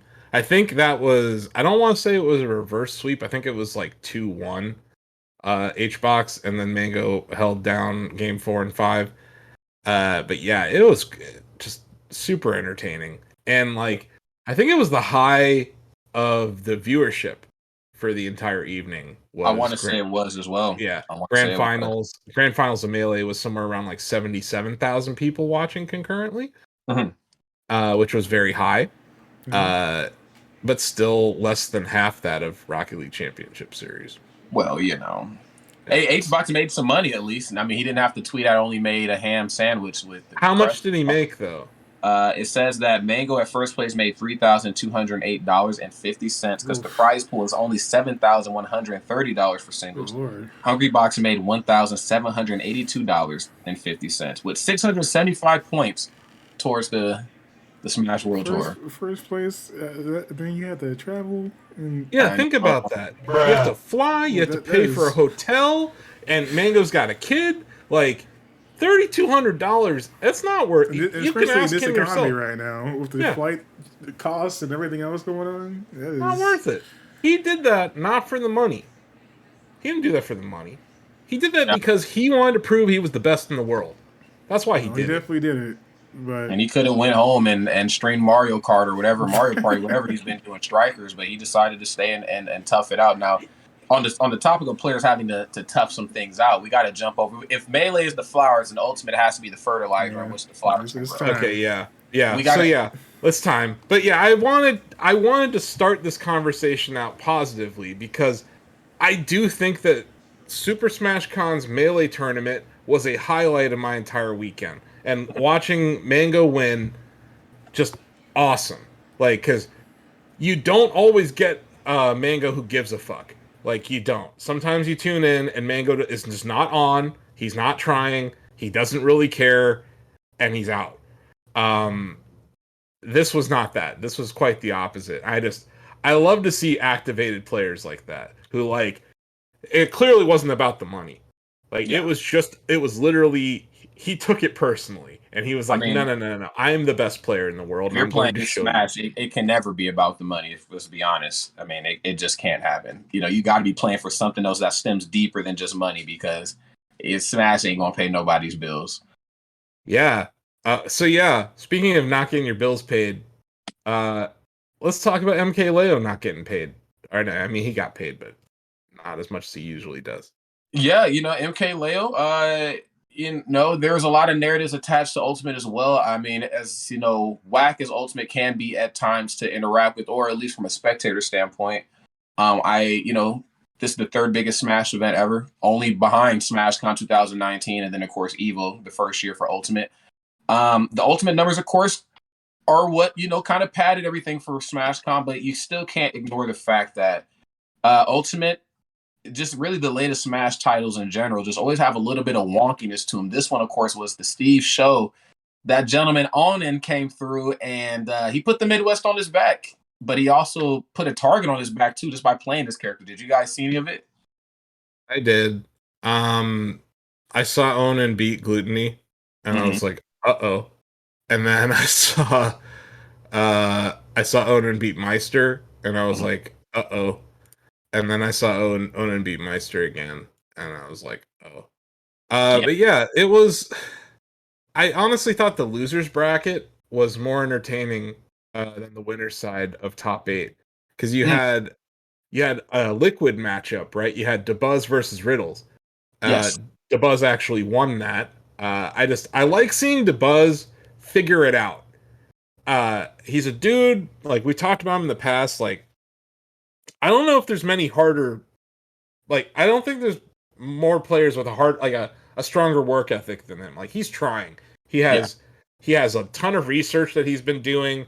He has matchups that he's figuring out. He's competent with 3 characters, right? So he's got whatever the hell Stretchy Arms Lady's name is. And Stretchy Arms Lady. Yeah, I'm a professional. And then Rosalina. Right. And, Pikmin or whatever. Olimar.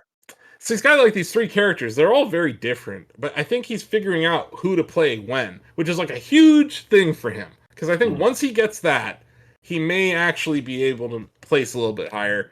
Although he ran into Light in the losers' quarters, and Light is a maniac. Light was playing insanely well. When I interviewed the Buzz at Low Tide City, he talked about the toughness of playing people like, the Spargos, the Colas, the Lights, because they might not be touch of death characters, but because most of his characters are very light or either very easy to beat up on off stage. I mean, Rosalina with one nair into up smash, one nair something, one up tilt something, she's dead. Yeah. And he very much will cool you off. He won't like proto bomb you where he'll like ice you out, but he will slow that match down. But if any character breaks that zone, which is a very difficult thing to do given all three of his characters want to physically outrange you, once that zone is broken, he's in some trouble. And I think Light definitely proved that. Light's aggressive as hell, man. Light is carrying Star Fox. I know Star Fox is not a bad character in Ultimate. Star Fox is not a top tier character in Ultimate. It's like high mid tier in my opinion, just because the floatiness of the character a little bit. Like it's not the same as Melee. Melee's Fox is ridiculously fast and great. Light is playing out of his mind with Star Fox and made it to the losers semi, only to lose to frickin' Gluttony and Wario. I loved watching Gluttony and Leo face off in losers. They're like best friends. They train with each other. I saw this look on Leo's face. Two things about that matchup. Leo lost to Gluttony in Game 4. Yeah. What happened to Game 4 Leo, Rod? He did it. He did. I felt like, didn't Gluto do that once before? Did he beat him in 4 at pound? Yes. Yeah, he beat him in 4 at pound. So yeah, I mean, it's we've seen a lot of matchups that came back, and I thought, wow, okay, Leo's in losers. This definitely throws the whole plan off, which isn't bad for viewership. But then, of course, it's a Steve on the other side, but we'll get to that. But it's like, Leo and Gluto have to play now? Like, usually this is like losers finals, losers semis. They're playing now. When I interviewed him, remember, he talked about like his struggle with characters that can also blow him up, like how DeBuzz struggles with Cola and those guys. I also think Gluttony is just underrated as all hell. He's definitely one of the best players on Earth. And Wario is just a ridiculous character. Just the most insane kit available there. I love the motorcycle. I love all of it. But yeah, at the end of, I want to say either at the end of Game 3 or at the end of Game 4, Rod, I just saw this look on Leo's face, and I was like, this is someone who's not feeling this at all. Yeah. And we've talked about it this year. He has skipped out on so many events to go to lesser events or smaller events, go overseas. He's done a lot of that. Hell, when you interviewed him at Riptide or Low Tide,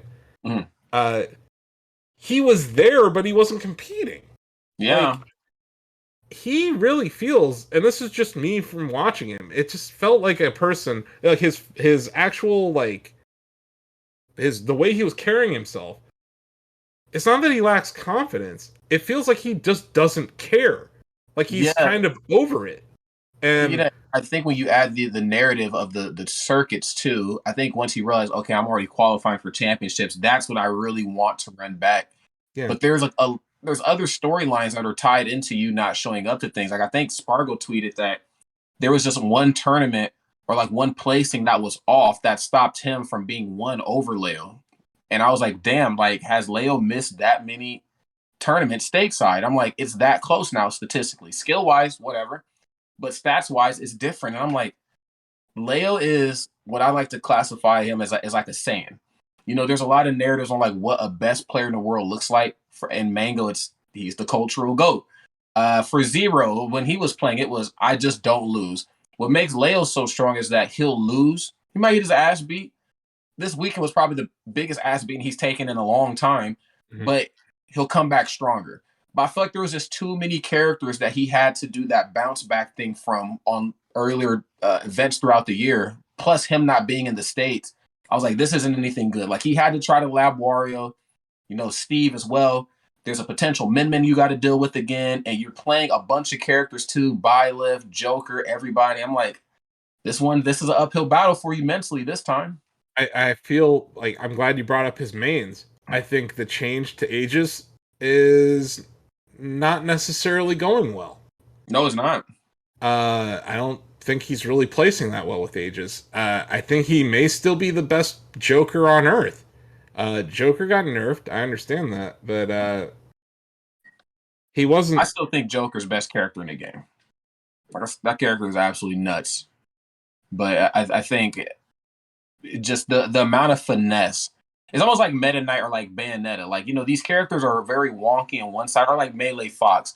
But they do take a lot to be that good with. But sometimes, especially in Ultimate, it makes you wonder, well, if I'm this good, like, how much of the game's natural control and like the cheese do I have to account for? Because you can be the best any damn thing, but if you get witch time something or Luigi, touch of death vacuum cleaner combo, like, what happens? Yeah.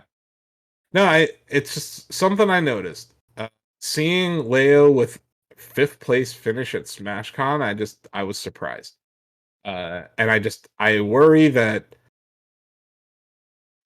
if he's not into it, like, is anyone?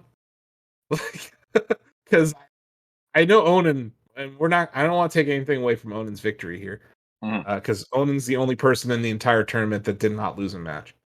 But yeah, this was I'm getting Smash 4 vibes, Rod. It's starting to fizzle a little bit. It feels like the hype. I wanted to blame it on COVID. I sorely did. But then when I see that we can still do another SmashCon with this many entrants, I'm like, okay, this isn't a COVID thing. We show up where we want to show up. We support what we want to support. The community is just in a really weird spot.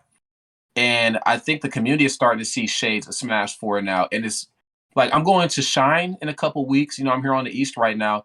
They have less entrants than Rise and Grind. Rise and Grind is this new standalone, super regional, major event. Shine has been around at least 4 or 5 years. And it's not on either two tours. It's like, what's going on here? I wanted to bring this up, Rod, because I think this is probably bigger than just Leo. Mm. You mentioned COVID, the shutdown, the reopening. When the reopening happened, all these companies that had 18 months or more with no revenue were like, oh shit, let's throw an event, right? Are there too many Smash Ultimate events? Yes. And I thought originally, well, if there's so many, but one's only on one tour and one's on the other, because I know that there's like a couple like tour exclusive things, like the VG events are only on Smash World Tour. Then there's some shared in the middle with Panda. I thought that would help alleviate that stress. But this is probably the most tournaments that we have had at that level too. Because in the past there was tournaments every week, but it was like, oh no, that's a super regional. Like, we don't really gotta go to that. But you can go for one. Oh no, that's CEO. You gotta go to that. But now every event matters. And honestly, more than anything right now, I love what Gimmer and the gang are doing. I'm happy Nintendo's working sort of with Panda, like they've sort of met a middle ground, but we need Nintendo to like really come in and be like, hey, these are the ones that matter. These are the ones that don't, like, because this is just too many. There's too many events. I agree with that, and it goes back to the whole prize pool thing, or the pot bonus. It's being divided by so many freaking events. Like, and it was already piss poor for Smash. Like, it was already bad, and now there's even more events. Now there's 2 cups going on. Obviously, Leo cares more about Smash World Tour than he does the Panda Cup, based on the things that he's attending. Like, I think he told you in that interview, I want to win the Smash World Tour. Like, he said it. So, like, I agree. Like, he's young. He wants to travel. I think that's smart for him to realize, like, I'm not going to be Leo, this #1 Smash player in Ultimate forever. I might as well take advantage of this opportunity, go down to Cuba, go out to France. Like, I get that. You're a young man. Go out there and enjoy your life. But, like, the actual scene is killing itself by hosting too many damn events. Like, it's diluting the value of what a tournament is. It's causing people to choose between things.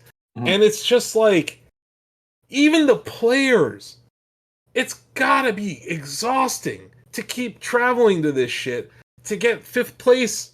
Like, what do you get for 5th place? Rod? Like, what Well, exactly? I'm actually glad you brought that up because I actually have the prize pool. So Onan won $10,746. That's not bad. A full 800 points towards the World Tour.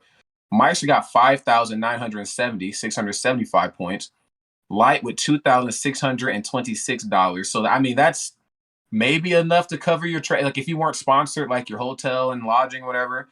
Gluto with 1,910 points, and I think he's already taken an L too because he's being paid USD, and I think that's lower than So Leo and the Buzz tied for 300 points. They got $716.40.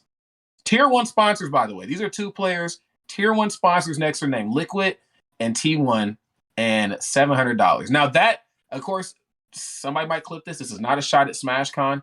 This is a shot at the people that are in charge of the game itself, not even the community. We need developer support. We need more Mario coins. This is insane. The best player in the world only made $700. That's not okay. No, bullshit. Because Summit exists, and Summit actually has large prize pools. Like, there is a model here for a community-driven prize pool. Like, Nintendo's not going to save you. This is it. This year, they're going to point to this year for why they don't do Panda Cup next year. Oh, okay. That's my opinion. Like, they're not... There's no way this is worth anything to them. And no one has actually come out with the actual numbers behind the Panda Cup deal. I'm pretty sure Panda's paying Nintendo. It's not Nintendo paying Panda here. So, like, whoever owns VG or whoever owns Panda, they need to figure out how to call Papa John and Shaq and get some money from them. Or get, Metafied to chip in. Like, get money from your sponsors. Because this shit, or your community itself, right? The smaller regional events, the regional events, charge more at the door. Or that dollar match, for your streams, get that going. Well, that's a good point. Like you got Coinbase giving HBox money to throw events every week, right? These online events. They're like $2,000 prize pools. They're not that crazy, but like, I'm looking at this and I'm like, I get it. You don't have a dev backing you at all, but like that hasn't stopped countless esports from growing in the past. I think the community could help this if they actually nut up on the fees to enter.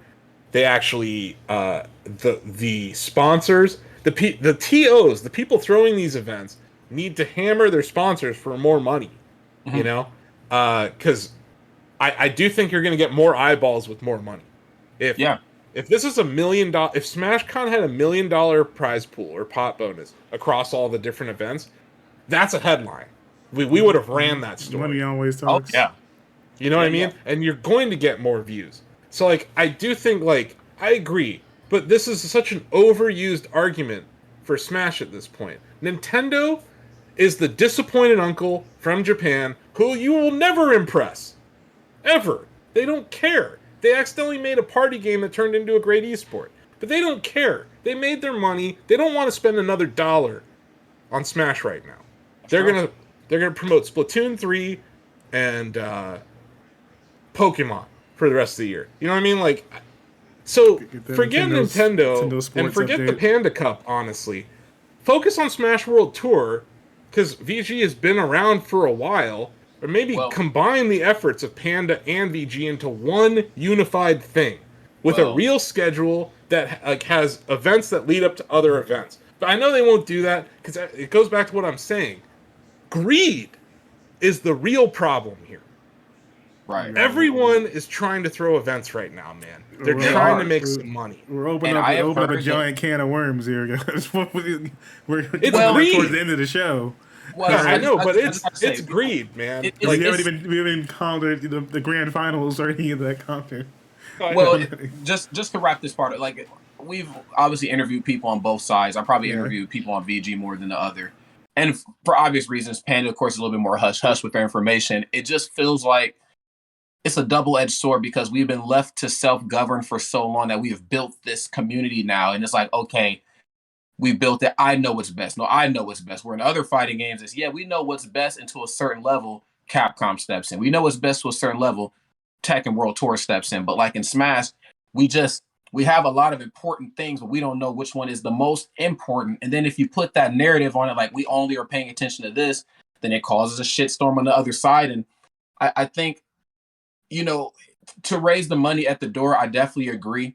But to raise the money, we definitely need a better experience. SmashCon is the epitome of, hey, this is the Smash community at its most vibrant, its most colorful, its most beautiful. Like this is Disney World for Smash right now. Everything you need Smash related is here, okay? But then like you have other tournaments like Genesis, the Big House, whatever. Like, and there's a template that's set. It's tournament area, friendlies, arcade area. Here's food. Here's this. Here's that. I think. And I don't know a lot about the back end stuff with VG, but when we interviewed Apostle, he said he really wants to take Glitch and the innovativeness that is that event and push it to another level. I'm like, dude, you could really get some real money in on this, but we might have to look beyond esports, like Complex Con, South by Southwest. Like, let's start leaning into like the technology and the panels and whatever. Like, let's amp the experience up like that. Like, let's make people feel crazy for missing Glitch. We can do that. But like, you want people to want to be exhibitors at these things. That's yes. where you get money. Like you're gonna get money if there's a damn booth at one of these things, or like you have a space that, like to your point, isn't just esports, but like it can't. I get that HBox every summit is gonna sing the same song about how Nintendo needs to put money in the pot, but they're not listening. They don't give a fuck. Nintendo doesn't see it as a core. Like it's not a core of anything moving forward. No, I think that people are thinking that it's somehow the same as a Capcom or something. Where and Nintendo getting involved at this point wouldn't. I mean, 100% involved makes zero sense.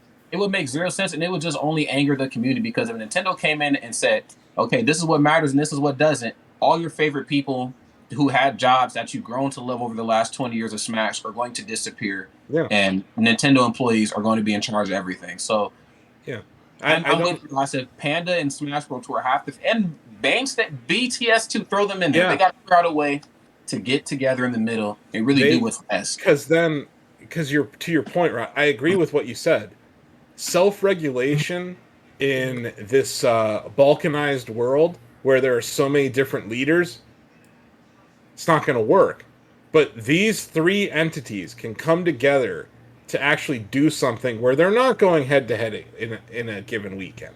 That right there hurts. Like just, and I get it. It's competition and it's business. But if you really care about this scene and you want this esport to survive, you're going to have to compromise because this is not going to work this way. There is no way that we're going to have a Smash World Tour and Panda Cup next year. No freaking way. There's not enough interest. There's just not enough interest. And like, we don't even know what's happening with the competition either. Yeah. Yeah, and Multiverses and other stuff coming out. Yeah. Multiverses, and they got money. Like, that was $100K prize pool at EVO. Like, that's legit. And that was awesome. And it was actually entertaining. So, like, there is competition coming down the road. I was talking to the people at Rushdown and their experience at EVO being alongside, Multiverses and all the other titles. And let's just say there's going to be some shifts in the background at what these tournaments are going to look like. Like if Multiverses and Rushdown can do exactly what it is that they've been preaching, which up until this point they have, I don't know, y'all. Like Super Smashcon, these tournaments, they might be in some trouble. They might. The FTG was willing to make space for some of these platform fighters, especially when it comes to attendance. Yep. So and, I mean, then you have the money behind it. I mean, we've seen it with Brawlhalla, we've seen it with Rivals, we've seen it in the past. So it's not crazy to assume that a CEO down the road may go with a Multiversus instead of an Ultimate.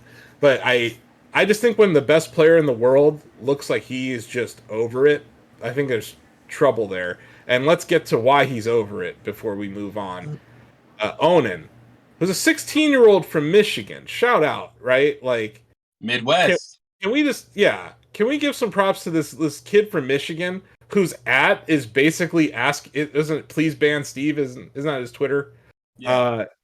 That he is just running roughshod throughout the entire scene right now. He's entered 4 tournaments this year. He's won all 4 tournaments. Yeah. He didn't lose a single match at all in top 8. I don't know if he lost at all during the tournament. It's not looking good. I think, again, in platform fighters, first of all, before I get to like talking about how much Steve is weird, Onan is a phenomenal player, and honestly, I don't know what his results were before Steve, but to do what he's doing with this character at that age, there's something there. Yeah. But he's talented. He's very talented because there are other Steves that entered this tournament yesterday. There are other Steves this weekend. And only one Steve showed up in top 8. Yeah. But I think Steve, there just needs to be a limit on innovation. And I think this character, you take certain stages and certain stages are banned because like walls and shit. But the fact that he can create those same walls that should be banned at the stage, at the ledge, I'm just like, that's the only thing I don't like. The on-stage gameplay, the up-in-air gameplay, fine. But the recovering stuff, I just feel like everybody should have a fair shot back at the ledge. And if you're to contest it, it needs to be with an attack. But not setting up barriers is crazy. I remember when Steve dropped, and I saw that trailer, and I was like, he can build platforms? Like, that's a crazy mechanic that only he really has. So that is a problem. That is like a balance nightmare. And we didn't really... There wasn't a whole lot of patches post Steve dropping, right? There was only, I think, 3 or 4 balance patches after that.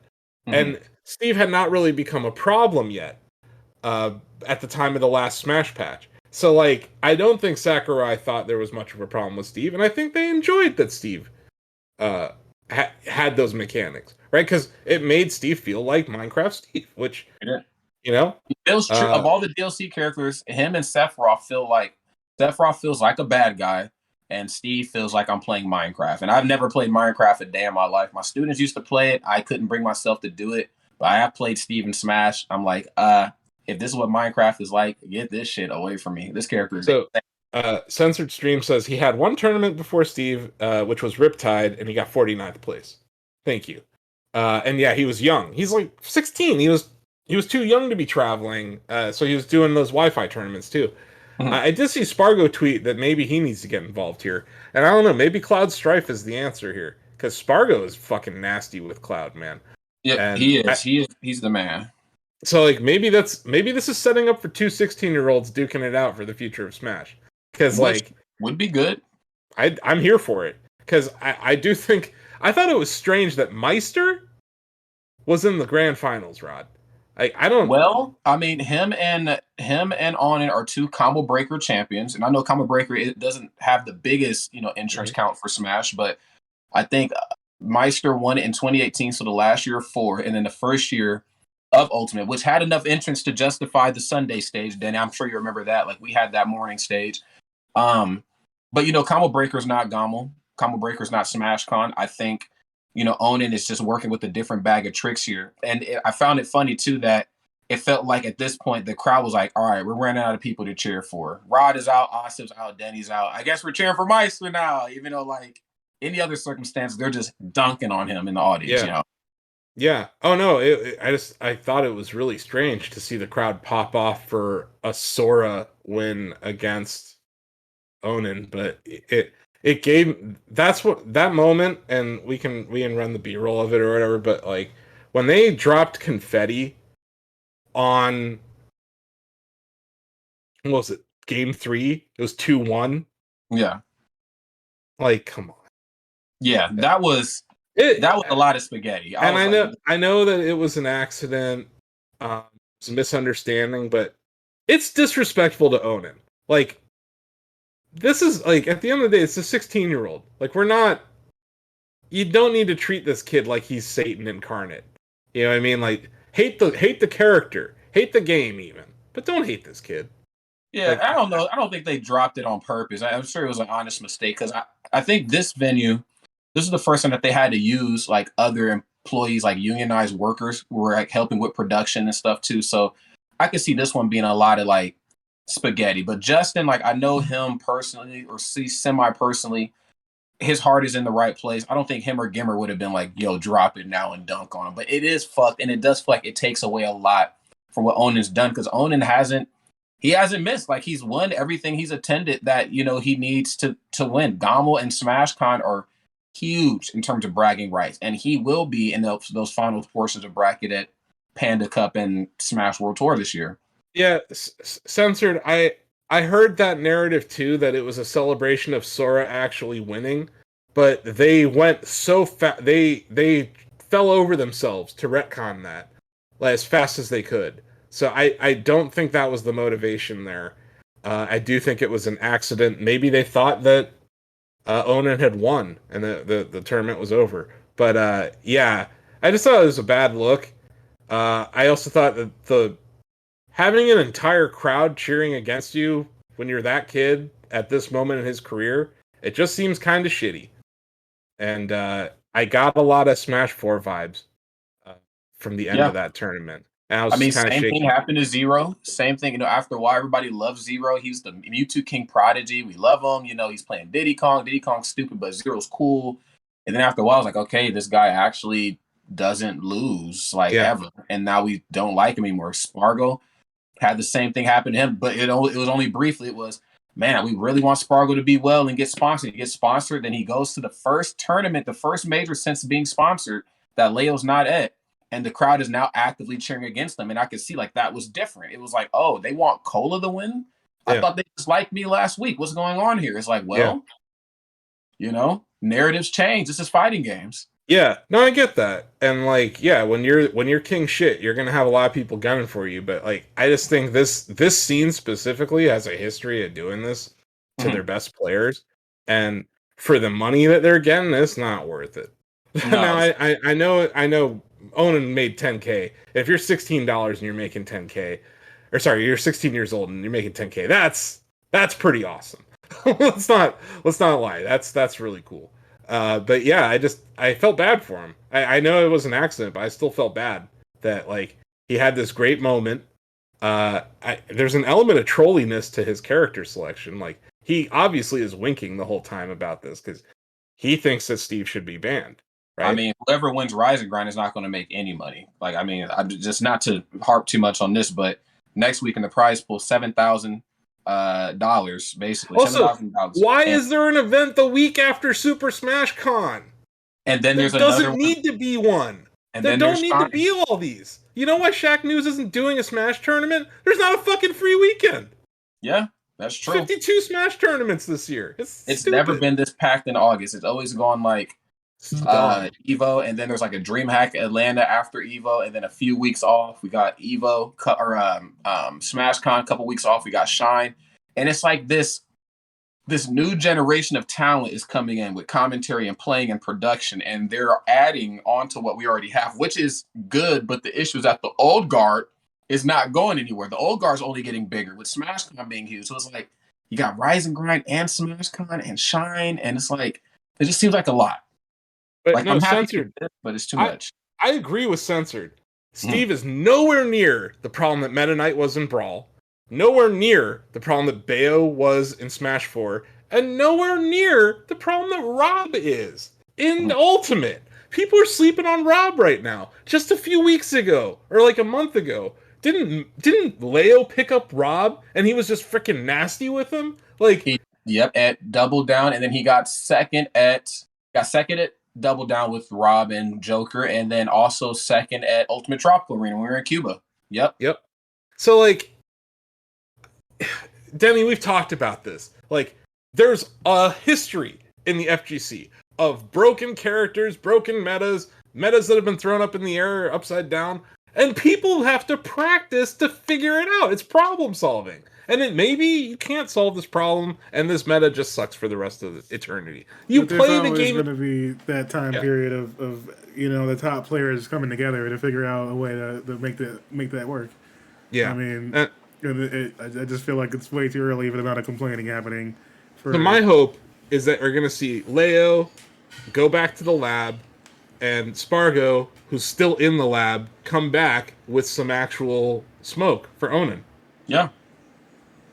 They're in the hyperbolic time chamber right now. They're going to come out 5 years stronger, and it's going to get crazy.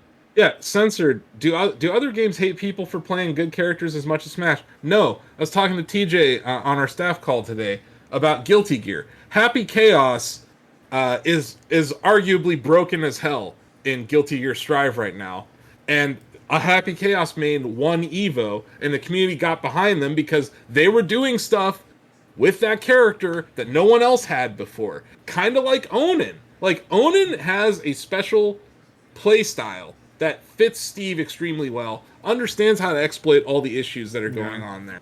People try and discredit the player side of things. Like, it's not just the character. You have to be able to keep that in mind when it comes to That's my point. We have a prodigy on our hands here. Like, if this wasn't Steve, we would be talking about another prodigy coming up right now. Right, Rod? Like, think about how excited people were about Spargo on the come up.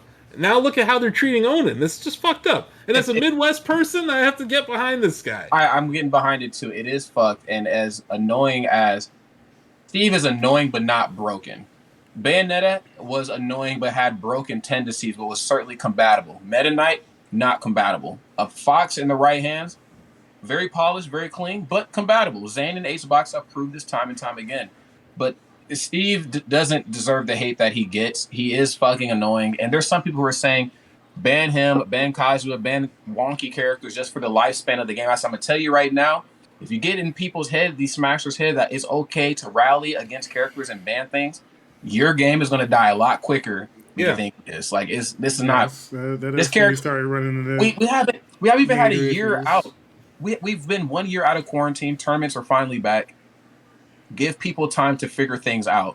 Yes, he did win very convincingly. He did beat the best player in the world. That's fine. But give them time to figure shit out. They've been playing with a completely different meta in mind, fighting against Min Min and Joker and Wario and characters like that. Give them time to figure out Steve. There is counterplay. It's just hard to see right now. Yeah. And to Censored's point, if you start seeing top 8s that are 90% Steve, maybe there's a problem. Right. But we're not there. We're not even close to that. Like, it's not even like... I'm thinking like Mortal Kombat X, like whatever evil year that was, where there were like 7 Tanyas in like top 8, and it was just out of control, and then it was like the next week Nerf just wiped them out. Like, Same with Xenomorph. Yeah, but it was like, but that's understandable, you know. But coming from somebody who's playing Marvel, you know, Marvel Capcom for the majority of my life, where we're dealing with infinites and certain combos only work on one side of the screen, and every other like ridiculous, you know, combination of Chris G's and Morgan Doom missiles and everything flying bullet hell all over your screen. And you know what ended up beating that? Hulk and Hagar team that no one played. Came in with the armor and crushed all that. It stopped all that from happening. And it took a while, but guess what? People started figuring out ways around it. I figured out the least expected way to solve this, Rod. It's got to be Little Mac. Oh, dude, don't. You know what? In this community, I wouldn't be surprised because, like, you see characters live a certain cycle where this character is good, then they're dumb, and then they come back like Diddy Kong's bad, and then Diddy Kong got good again. People are saying Inkling's good, then they're bad. Now people are starting to pick the character up. So, but in my case, Mac has always been terrible. That's very true. Real quick, shout out to Isaiah for all us olds. He didn't win Smash 64, but he played damn well in it. And I just enjoyed seeing an old face back in the mix there. It was a fun tournament to watch. That concluded on Saturday night. But yeah, Isaiah, where did he place? Let me look real quick. I'm looking at Shine's numbers right now. He placed. He lost in the losers final, so 3rd. Okay. But yeah, just real quick, wanted to mention the OG Smash 64 had a hell of a tournament there. You can go back and watch some of the VODs from it. And I'm sure they got paid in ham sandwiches or something. I know we've been going back and forth on the overall community morale, but I mean, there was some good Smash in there. Which it's definitely worth checking out. So you're talking about next week has 219 entrants, Rod? Oh, no, I was saying that's what 64 had. It looks like Shine this coming up week actually has less entrants than Rise and Grind. 407 players were signed up, and 179 are signed up for doubles. Prize pool, $6,105. Doubles prize pool, $1,790. Now, I'll be honest.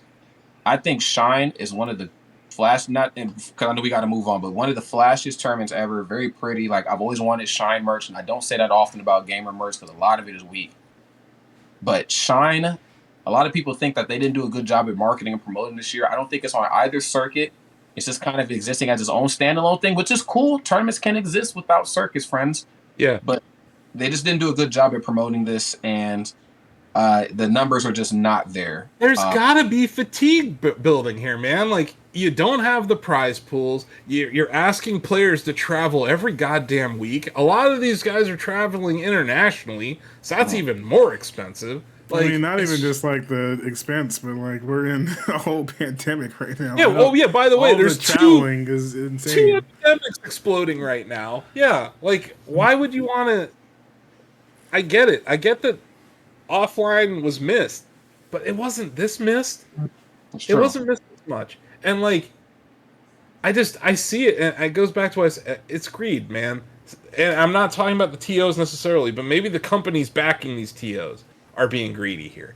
Because if they're all losing money, this is not happening again next year. If they're making money, made for sure. If they're making money, you know they're going to do this again next year. They're going to do this again and again until Spargo says I'm out, Leo says I'm out, Gluto says I'm out, and then Onan just starts saying, you know what I mean? Yeah. Like, at some point, that's going to happen here. And that's where I'm worried that this is heading towards Smash 4 territory. I feel like that's going to happen if they keep tossing money in Multiverses. There's going to be some changes happening. Well, you know a company that needs some money tossed at them, because I know we got to move on, but a company that needs some money tossed at them just really quick here is Domino's. Oscar, I'm very happy that you sent this in the Slack. Domino's has been quietly in some areas and a little loudly in others closing locations in Italy, and I just think it's the funniest shit ever that they interviewed the people over there, and they just did not give a flying fuck. They were just like, what do fucking Americans know about pizza? And what's funny is, like, we pride ourselves on pizza over here. Like, it's so heavily tied into our culture, sports games, recreational use, family gatherings. And then you got people over here who know what pizza is and are just like, get the fuck out of here. Who cares? We're officially in sauce talk now. That was our esports. We covered a lot of esports today. There was just a lot to talk about, you know. But yeah, Smash. Look, Melee is going to be around forever. I loved seeing Isaiah pull out a Kirby at the Smash 64 tournament. It was awesome. But Ultimate's got problems, Rod. You got to talk to these folks. And yeah, you can go back and you can look up the Shaq Smash World Tour that I had planned in the year of our Lord 2020. I don't know. There's no room for it. Where the hell would I put it, Rod? Yeah, you'd have to host it on a weekday, honestly. I mean, throw it on a Wednesday. It'd have to be like the middle of the week hump day or some shit. Monday Night Smash. But yeah, we're not... I don't want to officially cancel it, but yeah, it's pretty much canceled. I mean, I do love seeing Italy. Italy just dunked on us, though. Because, look, I like Domino's. I actually got no beef with Domino's. I think they're decent. All right. I like their thin crust. If I'm gonna get Domino's, I'm getting thin crust. I don't like their pan style. But yeah, Italy, they want nothing to do with our pizza, man. No.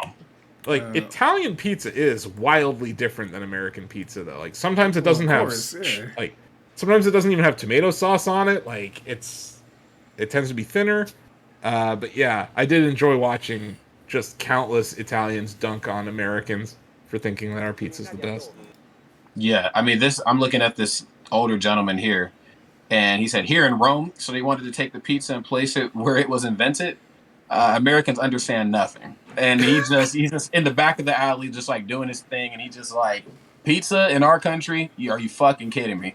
Now, I've had, like, I'm pretty sure they make pizza traditionally, like in the, you know, the big brick thing and whatever. I've had pizza like that. You see the fork and knife action. It was a memorable experience. It's definitely top tier pizza, but Domino's ain't that bad. No, it isn't. The quality is weird, but they do have some interesting flavors, but it ain't that bad. But when your standard of pizza is so high, I get it. I feel like it depends on what you're. I mean, if you're getting like basic ass Domino's compared to like, if it's like pan pizza Domino's, then okay, I can say that might be decent. But just like, I got $5, $5.99, $6.99. That pizza's rough. Like there's some. Just not even being much like. I mean, I'll be I mean, honest. Domino's has been a couple years. 'Cause I'm in Chicago. That's not really happening. But in general, yeah, that's Look, I lived half a block from the original Domino's in Ann Arbor, Michigan, and there's this strip mall. Because I live in Canton, Ohio, which all we have are vacant strip malls here. There is a mini strip mall that's like not that far from me. Every business there has gone under in the time we've had this house, and it's been like 35 years here. The one business to never close, Domino's. Because it's still affordable pizza, decent delivery. They have they do their I like them more than Papa John's. Gonna throw it out I think there. they innovate in different ways as far as like everything around the pizza. Like, they had the app going. They had all their stuff ahead of the curve. They give you a coupon, I think, if you pick up your pizza. Yeah. If you do like curbside, they give you money, and I'm like, that's cool. I will fuck with that. Do I need you to call like your side stuff specialty chicken instead of just calling it some chicken tenders? No, I don't. No. I don't need the specialty chicken title. But it was fun. It was like when I was a kid, like I feel like Domino's in the '90s and like early 2000s was at the top. Like they had the cool marketing. Like they looked different than Pizza Hut and our regional competitor Godfathers over here. Like Domino's was like if I came to your birthday party, Asif and Denny, and you guys were having Domino's, like they got some money. Like we're kicking it. We're big. Like they actually had the Ninja Turtles rub. Yes, like they like us. And then I see them kind of fall off, and then Little Caesar somehow is partnered with the Super Bowl. I thought for sure after pizza, I was like, Domino's is gonna be the official pizza. There's no fucking way they're not. And Little Caesars gets in there. I'm like, what's going on here? Because the Little Caesars owner, Pizza Hut and Domino's for a minute. They were beefing, and then they took out each other over time. Little Caesars, their owner, I think, owns the Detroit Red Wings and the Pistons. So they got money, Rod. Yeah. They do. They don't put it into the pizza. No, they don't. They got money, though. So, yeah, let's hit this other story. I got to talk to you guys about Bripe. What the hell is wrong with Bripe? What on earth? Why? I get it. So when you linked this, I watched the video, and I was like, I can't remember what time you did it, but I either had just took a nap or I had just woke up or something. And I just remember looking at this like, nah, I must still be sleeping. Like, there's no way I'm actually awake. Like, what did Asif send? What is this? Like, it's actually kind of cool, though. It looks like a crack pipe, but it's not. You basically brew coffee in it, and apparently you can drink it out of the pipe, which I don't understand. I still don't really get how this works. I thought that was like Dolph Lundgren for a second. I was very confused about what's happening here. Does it hit better? Like, I mean, when you drink coffee, when you do it caffeine for so long, like sooner or later, like it doesn't work. Like I've drank a lot of Red Bulls because Red Bull's a fighting game partner. But like I'm at the point now, like I have to drink like 2 to really, feel it. But does this help you feel it more with the Bripe? Like, are you going to get that hit harder or? He did say it was more concentrated. It's got to be more like an espresso shot. With him using a freaking blowtorch to light it up. He's insane. It looks like he's freebasing. This is so fucking weird. Matter of fact, does he have a Twitter? We might have to actually get him on this. Something. We should get him on the show. If we can talk to this guy about this and his habits. Look, I've been camping. You don't really have access to stuff, to make coffee with the easiest. Unless you have a kettle, like most normal people. I mean, Smash community, this is who you need to be reaching out to right here. Get some of this Bripe sponsorship money. Get the Bripe money. That's all I'm saying. Get Bripe to sponsor this Shine event, Rod, and you can double the prize pool. But yeah, we tier 1 sponsor. Come here, everybody on commentary has to shield Bripe. Yo, what's going on, everybody? Just want to let you know, Bripe is the next best thing. Okay, if that coffee's not hitting anymore, then you know what you need to do. Grab your closest blowtorch, kids. Put that pipe in your mouth and just let that shit loose. Take it to the head. Bripe, we're out. I just like how there's people on a waterfall in the background too. Yeah, just probably hanging out, just getting a little Bripe going. He's got a nice little army here. Totally not something I would see like some witch mixing up on Elden Ring or something. This totally definitely normal. Looks. I mean, this might be something to have, like, if the world actually goes to shit. I mean, I know we're probably in the darkest Doctor Strange timeline right now, and it's probably inevitable, but when the apocalypse does hurt... But look at the apparatus. Like, he's got the brew pipe kit. They're looking like the... like, Let's just pause here real quick. Like, Yeah. we got some things going on there. And I'm just like, everything about it. Yeah. Okay. So you have this. Everything looks so wrong. Just everything I'm looking at here seems just scary and. we gotta put a thermometer in while you're mixing it. Yeah. Like, isn't the point like there's too much going on. You have to sit here and make sure that you're at the right temperature, which you're setting by a torch underneath it. You could easily burn yourself. The bright powder even looks like a drug. It comes in like a test tube. Like, everything about this, like, I feel like I'm trying to figure out how are you gonna get this in the country. Like, is this supposed to be like flight safe? Because I feel like if I had how are you supposed to fly with this? I mean, there's no way you can fly with this. How are you going to deliver this? I have a lot of questions. We really should try to interview these guys for something. I just looked them up on Twitter. He doesn't have an account, but I would imagine he has some sort of like PR person that we can get a hold of. He doesn't have an account anymore, I'm sure, because I'm sure they how probably already came and gone. This is a good question, though, Rod. I'm trying to remember how the hell I saw this. I want to say it was either Chatty or the YouTube algorithm. Next, they'll have coffee inhalers. I actually thought that's what this was when I saw it. I thought he was smoking coffee or vaping it or something, and I was like, that's gross. But then I found out he was actually drinking it, and I'm like, that's also gross.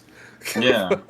And also, it's like a very small amount of coffee, right? Like, that's not a lot. You're getting that intense flavor. Clearly, that you don't need much to get much further there from what they're. It's like it's a pure aesthetic thing too. Like I'm looking at this guy. I'm like on Google, and he has like the mountain man kind of look. So it could also be like a pure like, look at me, kind of puff this thing, and I'm out in the jungle and I'm drinking coffee with a cool way. Like Tarzan and shit. I don't understand. You like how he's pouring it from a flask? Did you see that? We need that. You need the temperature to reach 185. You need to make sure you got, because I don't know what happens if it goes over or under. Yeah, you burn it. Maybe you burn the coffee. It's 185. Yikes! Ultralight, ultra portable way to enjoy your coffee outdoors, because the outdoors part is the important part here. Yeah, you're supposed to only use this when you're camping. Which the average American citizen just has completely lost touch with camping. I mean, it's not. I disagree. I think there's a lot of outdoorsy people. You just don't hear from them because they don't use the internet or play Smash. They're just outside. I just feel like, the chances of me just taking some water out of wherever they are and pouring it into this space and expecting it to... The chances of me burning myself are very high with this thing. Especially if I'm outdoors. If I'm outdoors and I've had a couple of edibles, I'm not going to trust myself to brew coffee with a crack pipe or whatever the hell this is. How many times we've been caught stealing copper wire or catalytic converters? I mean, look, all right. Maybe he's got some legit businesses out here. There's videos from 2017, so I don't know. If he still got successful business going on here with the Bripe 5 years later, but it exists. So yeah, that's our sauce talk. We only have 3 minutes before Steve Tendo takes over. Get some Cortex in real quick. Yeah, let's do Mikey. Hey, Mikey won again. Are you guys surprised? No, not really. I'll give you a surprise. Axeman 808 won the chatty yesterday, and then let's see. Mikey for the week of August 7th. Mad Dog and 8 Mikey won. 8 Mikey. Dude's a force to be reckoned with. I mean, look at Sam here in second place. I see you. 322,005 points for 8 Mikey. Second place, 50,179. Like, it's just... How do we get a hold of these guys? We need to get a hold of 8 Mikey. Will he come on? I think so. I think we can interview 8 Mikey. Yeah, we should try to interview 8 Mikey. We got to get 8 Mikey on here, because this is insane. That for the next Chat Pets update, I think. Yeah, maybe for when we do I guess I can announce it here. When we do our next Shacknews Direct for the update at Shack Pets, maybe we'll have 8 Mikey make a special appearance. But yeah, I added some analytics, Rod, to the back end of Shack Pets, so I can see what time of day, or just throughout the day, when votes are happening and when challenges are happening. And what I'm seeing, and I'm pretty sure it's 8 Mikey, every day Shack Pets at noon lets you know that there's new challenges available. There's there's new votes available. So obviously you see a spike then. So I think 8 Mikey is voting then, and then challenges all throughout the day. Obviously they play more kind of Tuesday through Saturday than they do Sunday and Monday. Right. I've noticed that. But I don't know how many times this person is swiping.